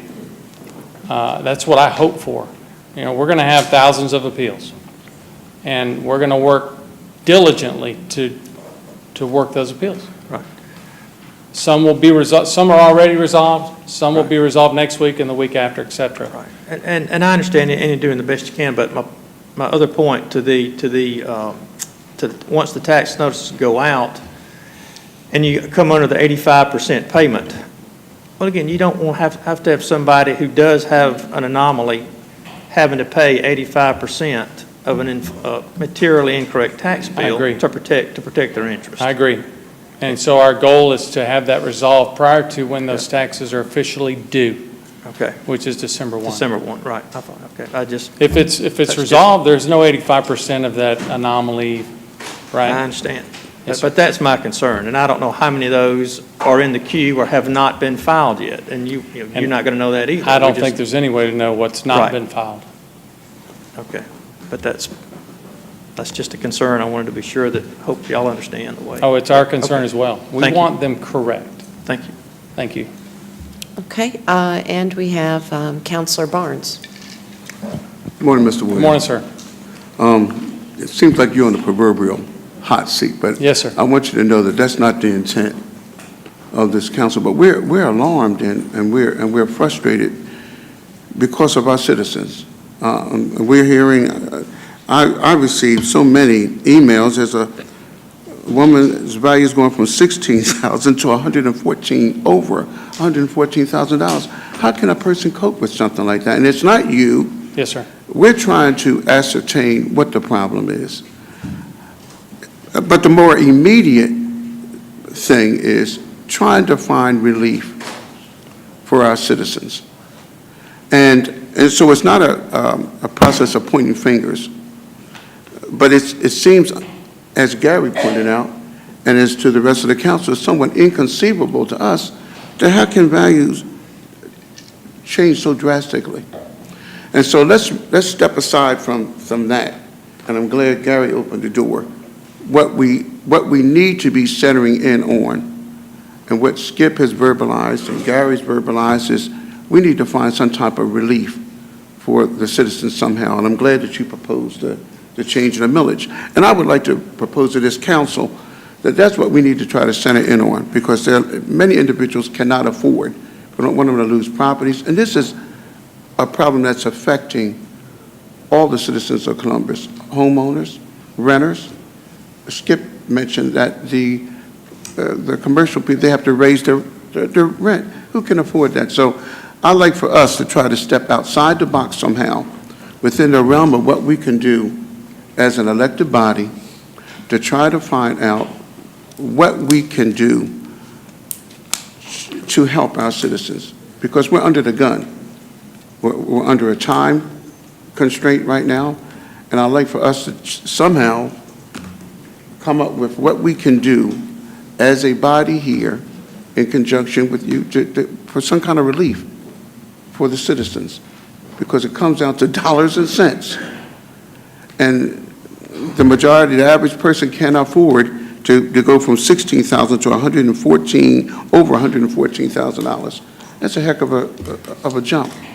And so, not to put you, I think you've done a really commendable job giving us the facts and informing us, and I appreciate that. Don't want you to think that we have you or your department under the, Ms. Miller, under the gun, but we need to start as a group.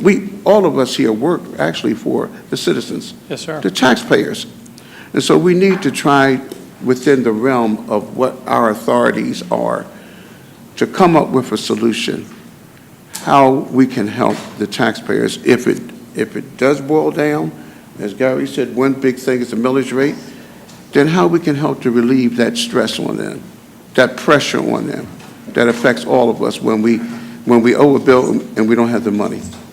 And so I just want to say thank you for answering the questions, but I'd like for us to shift. I know talking about the glitches in the system and all, it has to be a problem somewhere, but let's just center in on how we can help our citizens deal with the situation that this has placed them in. Okay, moving on. And Clifton also, and you may have answered this, but put it on the list. You know, the issue really is the payment. Well, there's a lot of issues, but one issue is the payment that has to be made while an appeal is pending. Now, is that state law too? Yes. Okay, all right. That's on December 1. So they don't have to file, and correct me if I'm wrong, they don't have to pay 85% to file an appeal. That's why it's so important for us to work that appeal prior to the due date. It's due when it's due. It's due December 1. Okay. Penalties accrue December 2, and I'm not speaking for the tax commissioner, but and so on. So 85% is not paid by anyone until after it's due. You understand? Okay. They can appeal without paying any tax. There's no taxes due right now. Right. There's no tax bill on the street. There's a notice of assessment. Yeah, right, but I think, but come December 1, a lot of people are going to have to December come. 1, its taxes will be due, and I think December 10, and somebody can correct me, I don't know the exact, 20? 20 penalties. 20 penalties are assessed. Okay, And that's tax commissioner stuff, but Well, it does not cost anyone any tax payment to file an appeal, and those taxes aren't due with penalty until the middle of December. They're not officially due until December 1. So we're going to resolve as many of those appeals as possible prior to them being due. well, I think, and Councillor Allen just asked, then maybe along the lines with that referral, Cliff, and I hear what you're saying, but anything that council has authority over, I know they hear, no, it goes to court, but they do waive penalties and things of that nature. So anything that council has authority over, maybe you could do a memo or something and report back, here are the things you can adjust. So, related to the payment of the 85% of taxes, related to penalties and things of that nature, late fees. So just make a note of that, and you can put it in the memo. Yeah, those are things like refunds of penalty and interest. They have to be paid before they can ask for a refund of penalty or interest. All right, we'll just look in to see how much authority council has and when they would have authorities about penalties and interest. Let's see, Councillor Thomas. I believe that we have a motion on the table to contact the Director of Revenue and the Attorney General. I would like to offer an amendment to that to include in that a request of the Chief Judge of the Chattahoochee Circuit for advice from the Chief Judge on what are some of the things that we can do, and time is of the essence.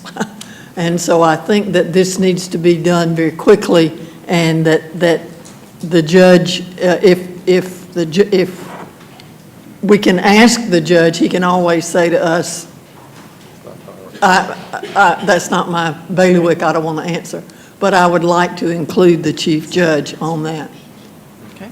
So I make that as an amendment to Councillor Davis' motion. Okay, is there a second? Second. All right, and I know we were going to wait until discussion was finished. Councillor Davis was going to state or restate his motion to make sure it was very clear, because we debated who exactly. Do you want to do that at this time, Councillor Davis, so we can get the order right? I'm sorry, Councillor Davis. We have, just so you know, 4 other councillors in queue. I guess I will. It's been a while since we had that part of the discussion, but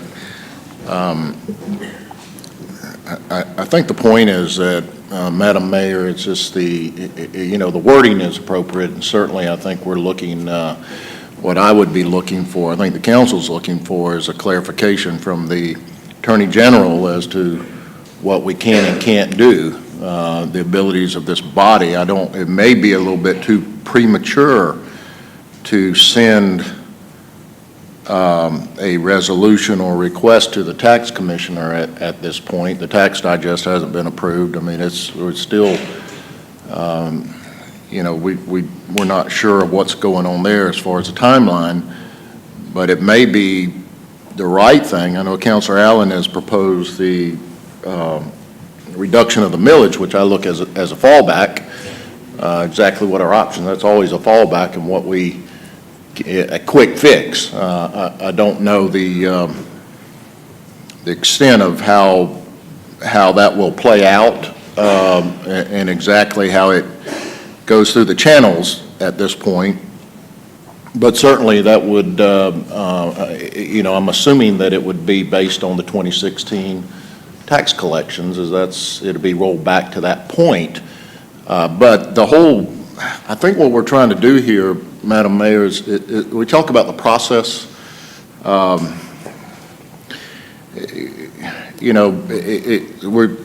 It's again, we're at the point where we're trying to rush this thing.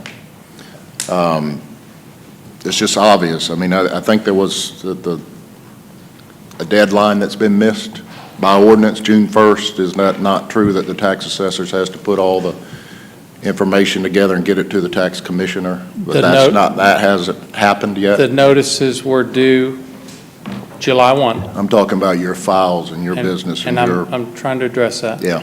The note, because you said June 1, and I think the most relative date to June 1 is July 1. The notices went out June 30th, so the day prior, that day was actually a Saturday. So they went out on a Friday. We met that deadline. The next deadline is the deadline for the tax commissioner to submit the digest. That's September 1. She's already stated she's going to file for an extension. But she has also stated that her tax bills will go out October 1. So she has no intention, from my perspective, and I met with her personally on several occasions, she's never stated to me that she intends to change that date, that due date of October 1. So we have not missed a state or a law mandated deadline, no, sir. Well, there is an ordinance on the books, right, that says that the tax assessor's office has to have all the files together and submit it to the tax commissioner by June 1st? No, sir. That's not on the books? Not. Is it a July 1st? It is. With multiple billings? You're asking me an attorney question, so I'm looking at my attorney. Well, I I've seen the apologize. ordinance, so. Okay. You know, if you want to clarify it, that's fine, but anyway. I mean, So Randy, anyway, if you know, can you tell him clarify so that he can for say me? the right Mayor, thing. Because I don't wanna can we be go correct. back to what was on the Yeah. table? Let me move forward. Well, I mean, I made an amendment to the motion that Councillor Davis put forth, and you asked him to clarify the motion, and we have now gone far afield from that. Could we get Yeah. back to that piece of business? Thank you, Councilor There's Thomas. still discussion going on related to the issue. So I can call the motion and continue on. It's all with right, Mayor. discussion. So that we can call the amendment correctly, I just try to be fair to people who are voting on Well, important things, if they don't know what they're That's voting what on I'm trying to amendment. do too, Mayor. And so if Councillor Davis would like to clarify who he has said he would like to have this clarification from, Right. then I would like to speak to my motion. Okay, so go ahead, Councillor Davis. I yes, think we were at the AG, and then you were trying to say whether or not the motion Right. was still to send it to the Department of Revenue or not. And so just Right. let us know what your And preference is. Thank you, on it. Councilor Thomas, for bringing it back. You're right. I guess my point was the process and the citizens feeling like they're having to correct it. But that's the point of what we're looking at to correct. And yes, Madam Mayor, it would be a request to the Attorney General. I think Councilor Thomas stated the Chief Justice of the Chattahoochee Circuit Court. So that covers that aspect of it. So are you saying not to the Department of Revenue at this point? Wasn't that the original motion? Yes, it was. That's why I wanted, to- well, it sounded like it was. And then we had a whole bunch of discussion, including Councilor Davis, and so I wasn't sure that council's clear about what's on the table. We're happy to amend it to get it right. That's my only point before we amend it. So, Councilor Davis, do you still want it to go to the Department of Revenue or just the AG? Your original motion? I think the Attorney General is more appropriate. The original motion was the Department of Revenue and the AG. If Councilor Davis wants to change that, that will take an amendment. That motion is on the table. I don't know that that was clear. There was some waiver in that, and that, so it wasn't clearly stated. Well, So it's I clear to appreciate- me. Well, I know, but we do have other members of council. Well, and So- I guess, Councilor Thomas, why it's taken me a little time to deliberate here, I'm thinking that it may be a little premature to contact the tax commissioner. At this point, I think that can still be done. I think in further discussion that I've heard some of my colleagues and looking at the options, looking exactly what our options with a fallback of a millage reduction at this point is suffice. I would agree that it would be premature to write Commissioner Riley a letter at this point. She is going to receive the digest from the tax commissioner on approximately September 1. Okay, so we So have. that's, I withdraw it on the letter to the tax commissioner unless another Okay. council member wants to amend it. Okay, so we have a motion then. Thank you, Councilor Davis, for that clarification. We are to Councilor Thomas then with a motion to amend Councilor Davis's underlying motion, which is to add the chief, a letter or some sort of vehicle to the chief judge of the Chattahoochee Circuit to give us advice about this issue. Councilor Thomas. What I'm trying to accomplish is, I don't know that anybody around this table knows exactly who can give us absolute advice. So let's ask everybody we know, let's ask the judge, let's ask the Attorney General, let's ask the Department of Revenue, what can we do in this circumstance that looks to be very different than we have had before, because it is a lot of upset. And Mr. City Manager, I would like for you to make a note that when we start looking at our legislative agenda for next year, that this issue be discussed. I'm not sure exactly what form it might take, but please make sure that we have a discussion on this issue if the legislature is the only place that can change this. The General Assembly at this point is of no use to us as for relief for the 2017 budget. If we were to go to our representatives at this point and talk to them, they couldn't do anything until the General Assembly convenes in January. And if their the past history of the General Assembly holds, no decision will be made by the General Assembly until April. The governor signs it and it becomes effective July 1 of 18. That's entirely too late. We need to get whatever advice from whatever unit of government, local, state, national, whatever, that can help us, as Councilor Barnes said, solve this problem now. Mr. Weiss was talking about the commercial residential piece. I can probably tell you some of the neighborhoods that you were talking about that takes place in. And the reason that there is a residential piece of property in a commercial setting for the most part in many places in Columbus is because whoever lives in that house has lived in that house for 50 years. And they are not going to move, and they probably do not have the wherewithal to appeal a tax increase. And so we need to do whatever we need to do to make sure that those kinds of things are dealt with. So my saying the chief judge of the Chattahoochee Circuit, that's my idea of who we need to get some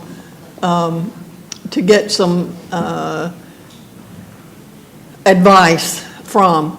I'm open to whoever else out there might have advice that can tell us what we need to do to solve this problem. The tax commissioner, local tax commissioner, state tax commissioner, it doesn't matter.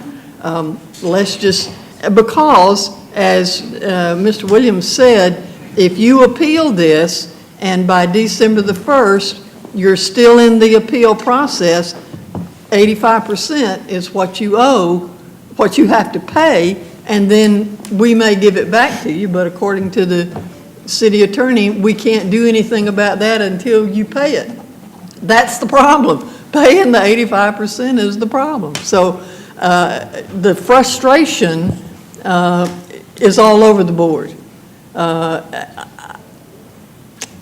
That's enough. All right, so we have a motion to, motion to amend to add that, we have a motion to amend the motion, Councilor Davis's motion that's on the table, to add a letter or other vehicle to the chief judge of the Chattahoochee Circuit requesting advice related to this issue. Was there a second, Madam Clerk? There was a second, okay. All right, is there any discussion related to this? I know you all are lit up here. Well, I made the second, did I? Okay. He made, okay, all right. Yeah. So Councillor Huff to the motion to amend of Councillor Thomas. Yes, sir. Yeah, I thought I was making a second to the additional people that she added to that list. Yes, that's what you did. She added the chief judge. And the Department of Revenue. She has not added the Department of Revenue, but Councillor Davis is going to amend just to clear it up. But we're trying to do one thing at a time. So she has a motion on the floor, seconded, to amend to add the chief judge of the Chattahoochee Circuit. Good. Okay. All right.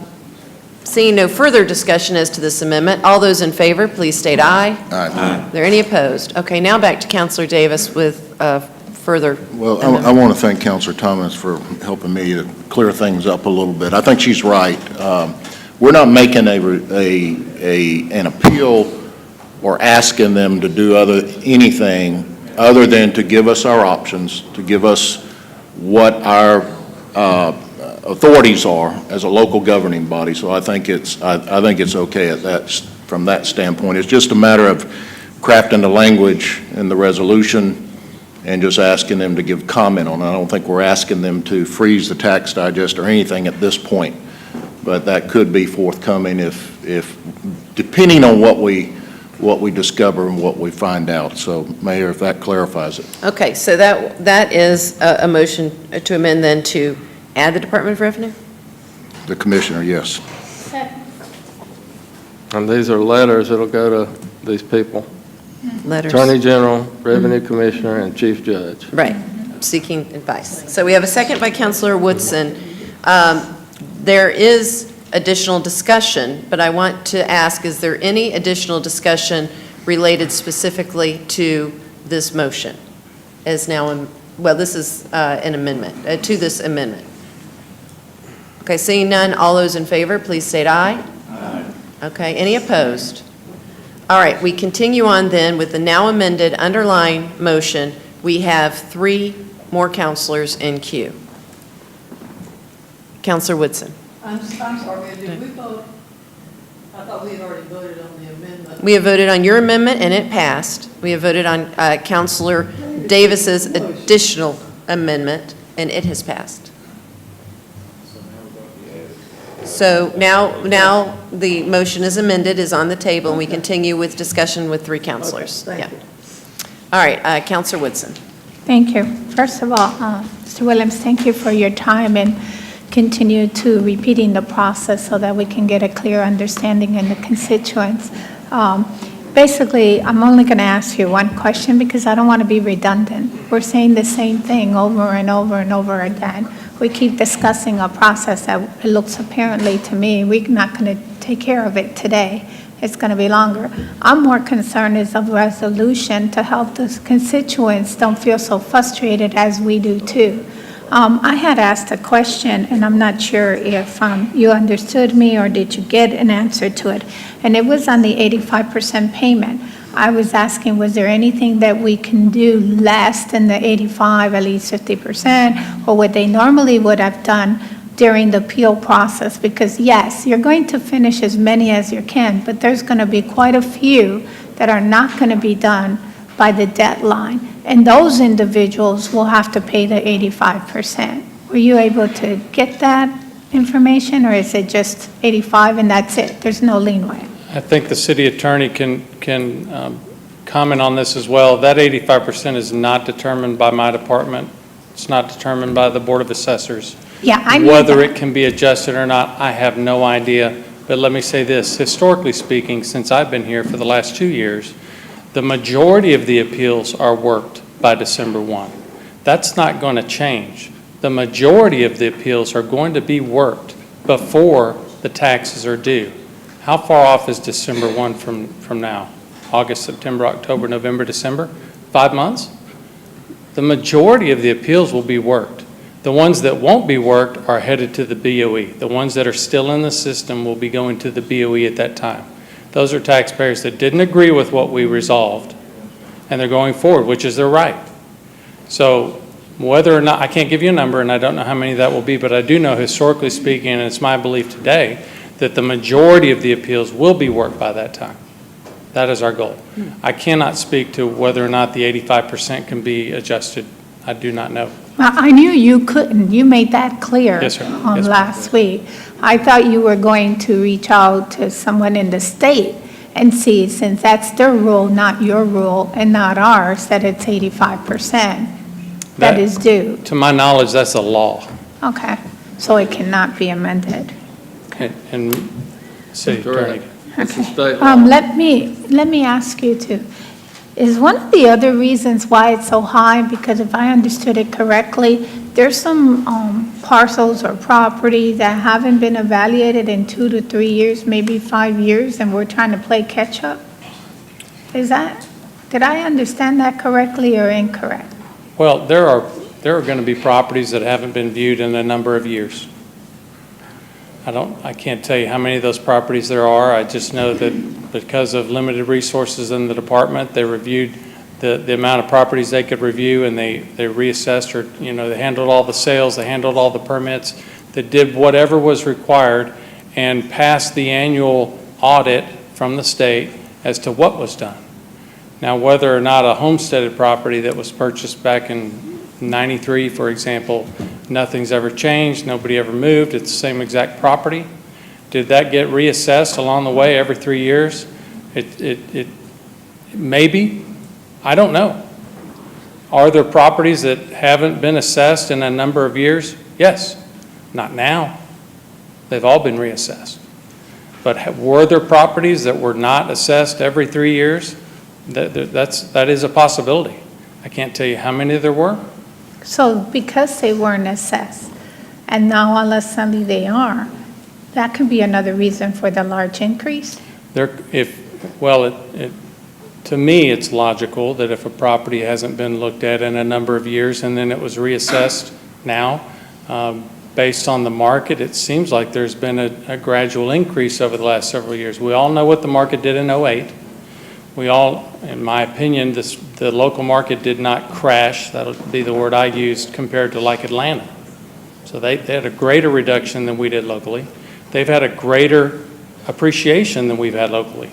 So there have been changes in property values over the years. If it was, let's say a property was purchased at the height of that 2007 timeframe, right before the crash, and then it was assessed when that property was purchased, and that purchase price is homesteaded, frozen, and then they get a new assessment. That assessment could be lower than what they had 10 years ago, but it's still frozen. So one of the issues I think people are seeing, they get that notice, and it does not have their local value on it. Okay. That form's mandated by the state, by the way. We don't get to pick and choose what we put on it. But Columbus, Georgia, our county is a little unique, as you all know. We have frozen homestead. That's what we call a local value. That's not on the notice. The state doesn't put that on the notice. The taxes should reflect your homestead exemption. The estimate of taxes on the assessment notice should reflect your homestead exemption. And Clifton, we're getting lots of emails with different discussions that we're having. They're popping up as we're, talking. And you said earlier that we couldn't make any changes. We couldn't stop anything. For instance, one here says, pass a resolution that will put a moratorium on the current year tax assessments until the ratio base for property tax values can be made by the tax assessor's office. We can't stop anything. And I just wanted to read that and for you to make a comment, because on this email that I'm looking at, I just want the constituents to know, we hear you loud and clear. We're trying to do everything we can. We're trying to look at all different ways. If each one of us don't talk, it's because we don't want to be repeating the same thing over and over and making you more frustrated than you already are with the process. I know I'm very frustrated. If it was left to me, I'd just stop the whole process. And when we were talking about waiving fees, late fees, I mean, it's very frustrating. And I tend to agree with the constituents and my colleagues. I don't understand why such a, I believe there's a problem with the program. I believe that the information that was put into the program is reading it different than it was put in there. I'm not a technology person, but it's just too big of a difference. I mean, it's just too much not to believe it. So, but I thank you guys for what you do, but I want the constituents to know we are getting these, we are looking at them. When you see our heads down, we're reading everything you're sending to us, and we're trying. We're trying to find a solution. It even affects us in our homes too. So you're not alone. We're with you too, and we feel the same pain you're feeling at this time. And thank you for what you do. I know your hands are tied, but anything you can suggest to us, it will be welcome. I think you're tired of my main suggestion, which is for property owners that disagree. Yeah, with the that assessment one, you to can file bring me a appeal. new one. That is, it is the resolution. It is the next best step. And for people to complain and not appeal, they're wasting their time. They need to appeal the assessment. We're going to continue on with discussion, but is it Steve with Tyler? Is that Yes, your name? ma'am. I'm sorry, excuse me, so many names. Make a note that before you leave, if you know, I'd like you to speak to the fact that it is my understanding, a few people sent me articles, that it's very common when you have a tax system such as we have to have residential properties that go a very long time without reassessments because of limited resources, because it doesn't, even the assessment doesn't change their taxes. And so just make a note of that. We don't need to get in it now, but it's an education thing that helps make this make sense, because that's what people are struggling with. What's going on? Mm-hmm. Well, what's going on is what happens in other jurisdictions across the country is that the resources are not turned to things that are frozen because that doesn't make up any revenue.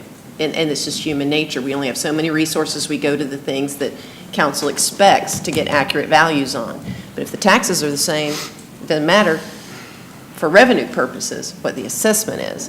And so that's something I think that people, it would help connect a couple of dots. It doesn't change the problem or the frustration, but at least explains what in the world. So continuing on with discussion, we have Councillor Garrett.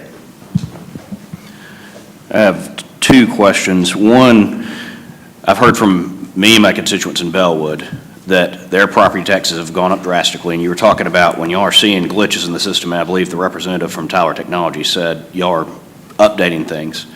They're one of the neighborhoods that's got a lot of commercial development, and it's not a good thing for the residents. They don't want to be next door to an auto yard that has a lot of junk in the front yard, and it hurts their home property values, but yet properties, I know certain investors, their properties went up from $35,000 to $180,000. Once these issues are caught on the front end with one person appealing, are y'all going to address that with everyone else without them having to file an appeal? Or does every single homeowner have to file an appeal once you realize there is a massive glitch in this entire neighborhood? You're using the word glitch. I've never used it. Just Yeah. to clarify Well, that. not you may not use the word Neither did glitch, Steve. but The anomaly of the property that has commercial zoning, and by the way, zoning was changed by this body. We all know that that's part of the process. When zoning changes, it's done right here. So when zoning changes, value typically follows that zoning. What Steve described as an anomaly is those properties require further adjustment because there's still a house with a property owner or renter, or it's a residence. It's commercial, neighborhood commercial zone, but it's a residence. So it, in his example, required further adjustment. So that would be done to that entire neighborhood administratively, I think is what you're asking me. Mm-hmm. And that's, he's already described a scenario where he's already made those adjustments on a spreadsheet and put into the system as an administrative record. Now we wait on the end of the appeal process to see who appeals, because we can't address properties that, we have to address the appeals. sure. And then we'll address the remainder that were also identified. So if they didn't appeal, if this is discovered, that the valuation didn't make sense, are you going to address folks? Because, I mean, some of my folks over there, we're holding a workshop on Friday on how to do appeals. Not everybody knows how to do the appeal process. They understand it, and they may not get their appeals in. And the only way we've tried to address that is to put that form online and put instructions online. Not everybody has access to a computer, I understand that. We do have computers here in our office that you can also, if you can come to our office, you can get the form. But those forms are available in a variety of different locations online. You can print it, you can file it by mail. You don't have to leave work to do that.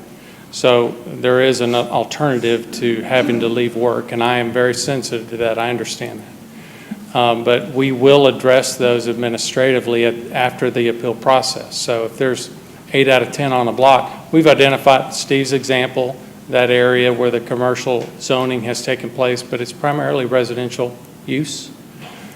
He has gone in and made adjustments to that so that it is more reflective of the fair market value of the property instead of that drastic increase you mentioned. And we will address that administratively at the end of the appeal process. Okay, my other question, and this may be more for Mr. City Attorney, do we have the power, I know you're saying we don't have the power to basically freeze the digest, but do we have the power to make it where the citizens will pay if their appeal has not been rendered? They haven't made a decision on it, and their taxes come due, where they can pay their 2016 assessment taxes? No, sir. No, sir, that again goes to the 85% that's set forth in the state statute. Now, that's something you can ask the General Assembly to look at on your next go-round in the fall, but right now, that's controlled by the state law, and it has to be paid even before they could ask for a refund. Okay. That's what I was trying to ask. Okay, let's see, pushing on, we have Councillor Allen. Oh, yes, Councillor Allen. Thank Yes. you, Mayor. That was one of my questions, was have you to do research on the 85% rule. I'm told you can do, as Councillor Garrett said, it's either or. You can pay the 85% or the lesser of the previous year's assessment.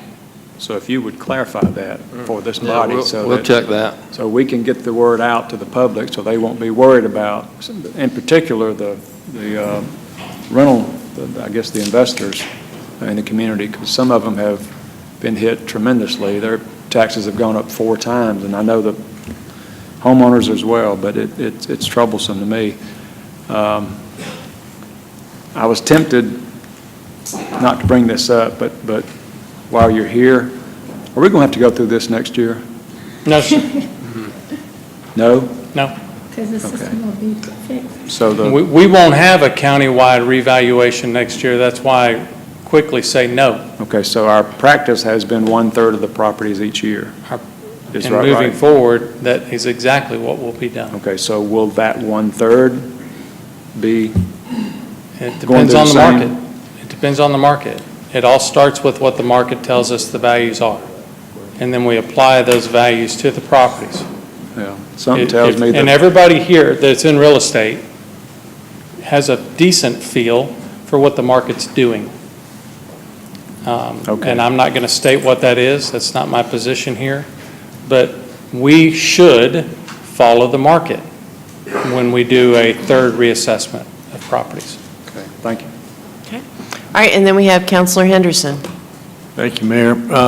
John, just quickly, I know because there's been because it's countywide, because there's so many people who are having a little bit of a struggle getting their appeals processed, is your office going to make any provisions for having staff available to be able to talk on the phone, walk people through this process, answer questions? And if so, I think it's important that we try to establish some type of standard so that they know what to expect when you call. I know I placed a call on behalf of my residents end of last week, and I haven't heard back. And I just want to make sure that when they're calling, that there's either somebody there that can say, yeah, here's how you fill out that form, here's where you go to find this, these are the comps that we've got, I'm going to email them to you. I just think that during this time, if y'all have any kind of, I don't want to say emergency, or crisis, but some type of protocol that enables you to help these folks who are going to be calling in needing some assistance. I would be curious if we could talk offline after the meeting and find out when you called, who you spoke to, what message you left, because you're just an example, and I want all those examples to be handled correctly. It was late, it was Friday, so I know y'all probably had a bunch of stuff going on, and they may have called while I'm here, so. Well, it's not you that I'm concerned with Right. specifically as a counselor, it's anybody. It's any of No. our customers, any of the property owners that have not had a resolution. I spoke to someone here in the audience today, and she asked me specifically about 10 properties. I've passed that on to our division in the residential side, and she hasn't gotten an answer on one of those. And I say 10, it might have been 11, it might have been 9, but she's still missing one. And we have 10 days to give you an answer when you ask for it. If you ask for comps, we have 10 days to do that. So when she told me that, I went back out of this chambers and went to my division manager and said, look, this property owner said they didn't get all of them. We need to make sure that's addressed. Same thing with another gentleman here in the audience today. I don't know why I think it's nighttime. Maybe it's the amount of time I've been standing here. It's not been resolved in his mind. He hadn't got the information he's asked for. So again, we're trying to follow up and do that. We have staff answering phone calls, talking to people who walk in, and trying to help them and direct them on how to fill out that form. What should be the standard of expectation when they call? What should they be able to expect in terms of a response time? I can only speak to the mandated deadlines that exist. That 10-day window, we are required to give you information when you ask for it. What's the methodology you use to value my home? What are the comparable sales you use to value my property? We have 10 days to respond, and we're at the beginning, it was right when you came in, we gave you that information. Now, there's 1,539 people ahead of you, so it's not right to stop that work and address your concern. We take the information from you, and we put you in line, so to speak, and try to get back to you. The appeal, of course, 45-day window, we know that, right? The 180-day window to resolve the appeal, that's been stated before. Those are the deadlines that are mandated by the law. I can't give you a firm date, in 7 days you're going to have your appeal resolved. I just can't do that because it's controlled by how many appeals we get. More concerned just with the initial call, how long they should be able to expect it to take to get get contact. Should Just a couple of receive days? contact in a couple of days, and yours is one that I was unaware of, and if there's others that called Friday, and, hopefully you didn't call me, because I think I've returned all my phone calls right now, so I have no outstanding calls, and I'm not sure how many outstanding messages we have out there. I know we've resolved the majority of them. We've asked the city, and they are responding with additional manpower to come sit in our office and assist us with some of the things that we have to do in this appeal process. Okay. So we've asked for additional help, and I think we're getting that. All right, and lastly, thank you, John. And lastly, with regards to the millage, I'm happy to reduce the millage, like on a dollar for dollar to meet last year's digest. Realistically, I think it's a great gesture on our part, but it's not going to really impact those that are the most that have felt the biggest burden of some of these adjustments, because I think, even if you rolled it back like 10 mills, it's only about a 20% reduction on what they're paying, and in many times, I used one of the examples somebody used a little earlier, and it's going to save them about $500, but they're still paying $2,200 more than they were last year. So, the millage rate, I think it's a great visible expression of how we're in it with the folks who are suffering, but it's really not going to hit the mark. I yield to Angelica if she wants to try to give us some accurate dollar figures on some of these folks that have received the highest adjustments or the largest jumps in their adjustments. It's just not going to impact them until we can get down to the individual properties and address the assessed value. The millage rate is really not going to impact. And we've made significant adjustments on some of the properties that were appealed. I saw that yesterday when it was presented to the board. There are large increases and there have been large decreases. Again, it's the appeal. You get tired of hearing me say that, but that is the process. Thank you. We have, everybody will be glad to know, we have just one more counselor in discussion related to the motion that's on the table, and that's Councillor Huff. Oh, man. I had a dental appointment this morning, so I was running behind, but I may be a little redundant. One question that was put before me was if the taxes are the same and the property was devalued, went down, when they appeal, And if you deem it necessary to adjust the property value back up, will the taxes stay the same? I would ask you why, do we know why the taxes stayed the same, or the estimate of taxes on the assessment notice stayed the same? Was it, No, was it a uh, homestead property?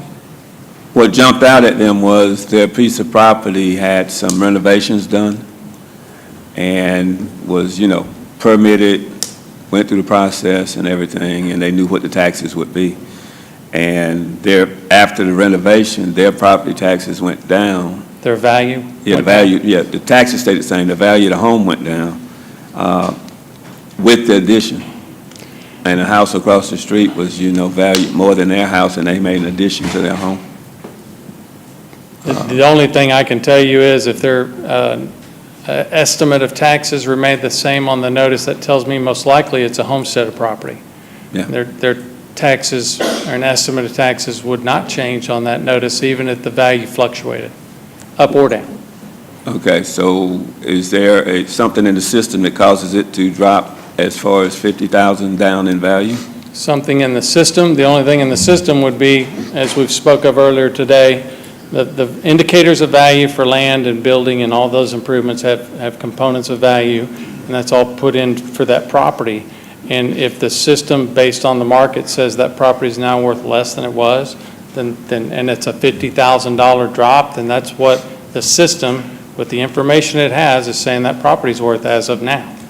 There's nothing that says drop at 50 or drop at a certain percentage or increase at a certain percentage. No, there was discussion about only the homesteaded the homesteaded properties went down and the non-homesteaded properties went up, but that's just not true. That's not what was done.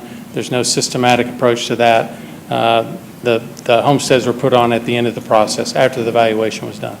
So I can't answer a question as to how it dropped 50 or why specifically, other than what I've just told you. So the homes that are evaluated on that same street remained up in value, so they were just trying to figure out why the fluctuation of having one here after an addition and home was far less. But moving on, I read on the digest, and it was mentioned that if you had 8% appeals or higher, it would stop the process at that point.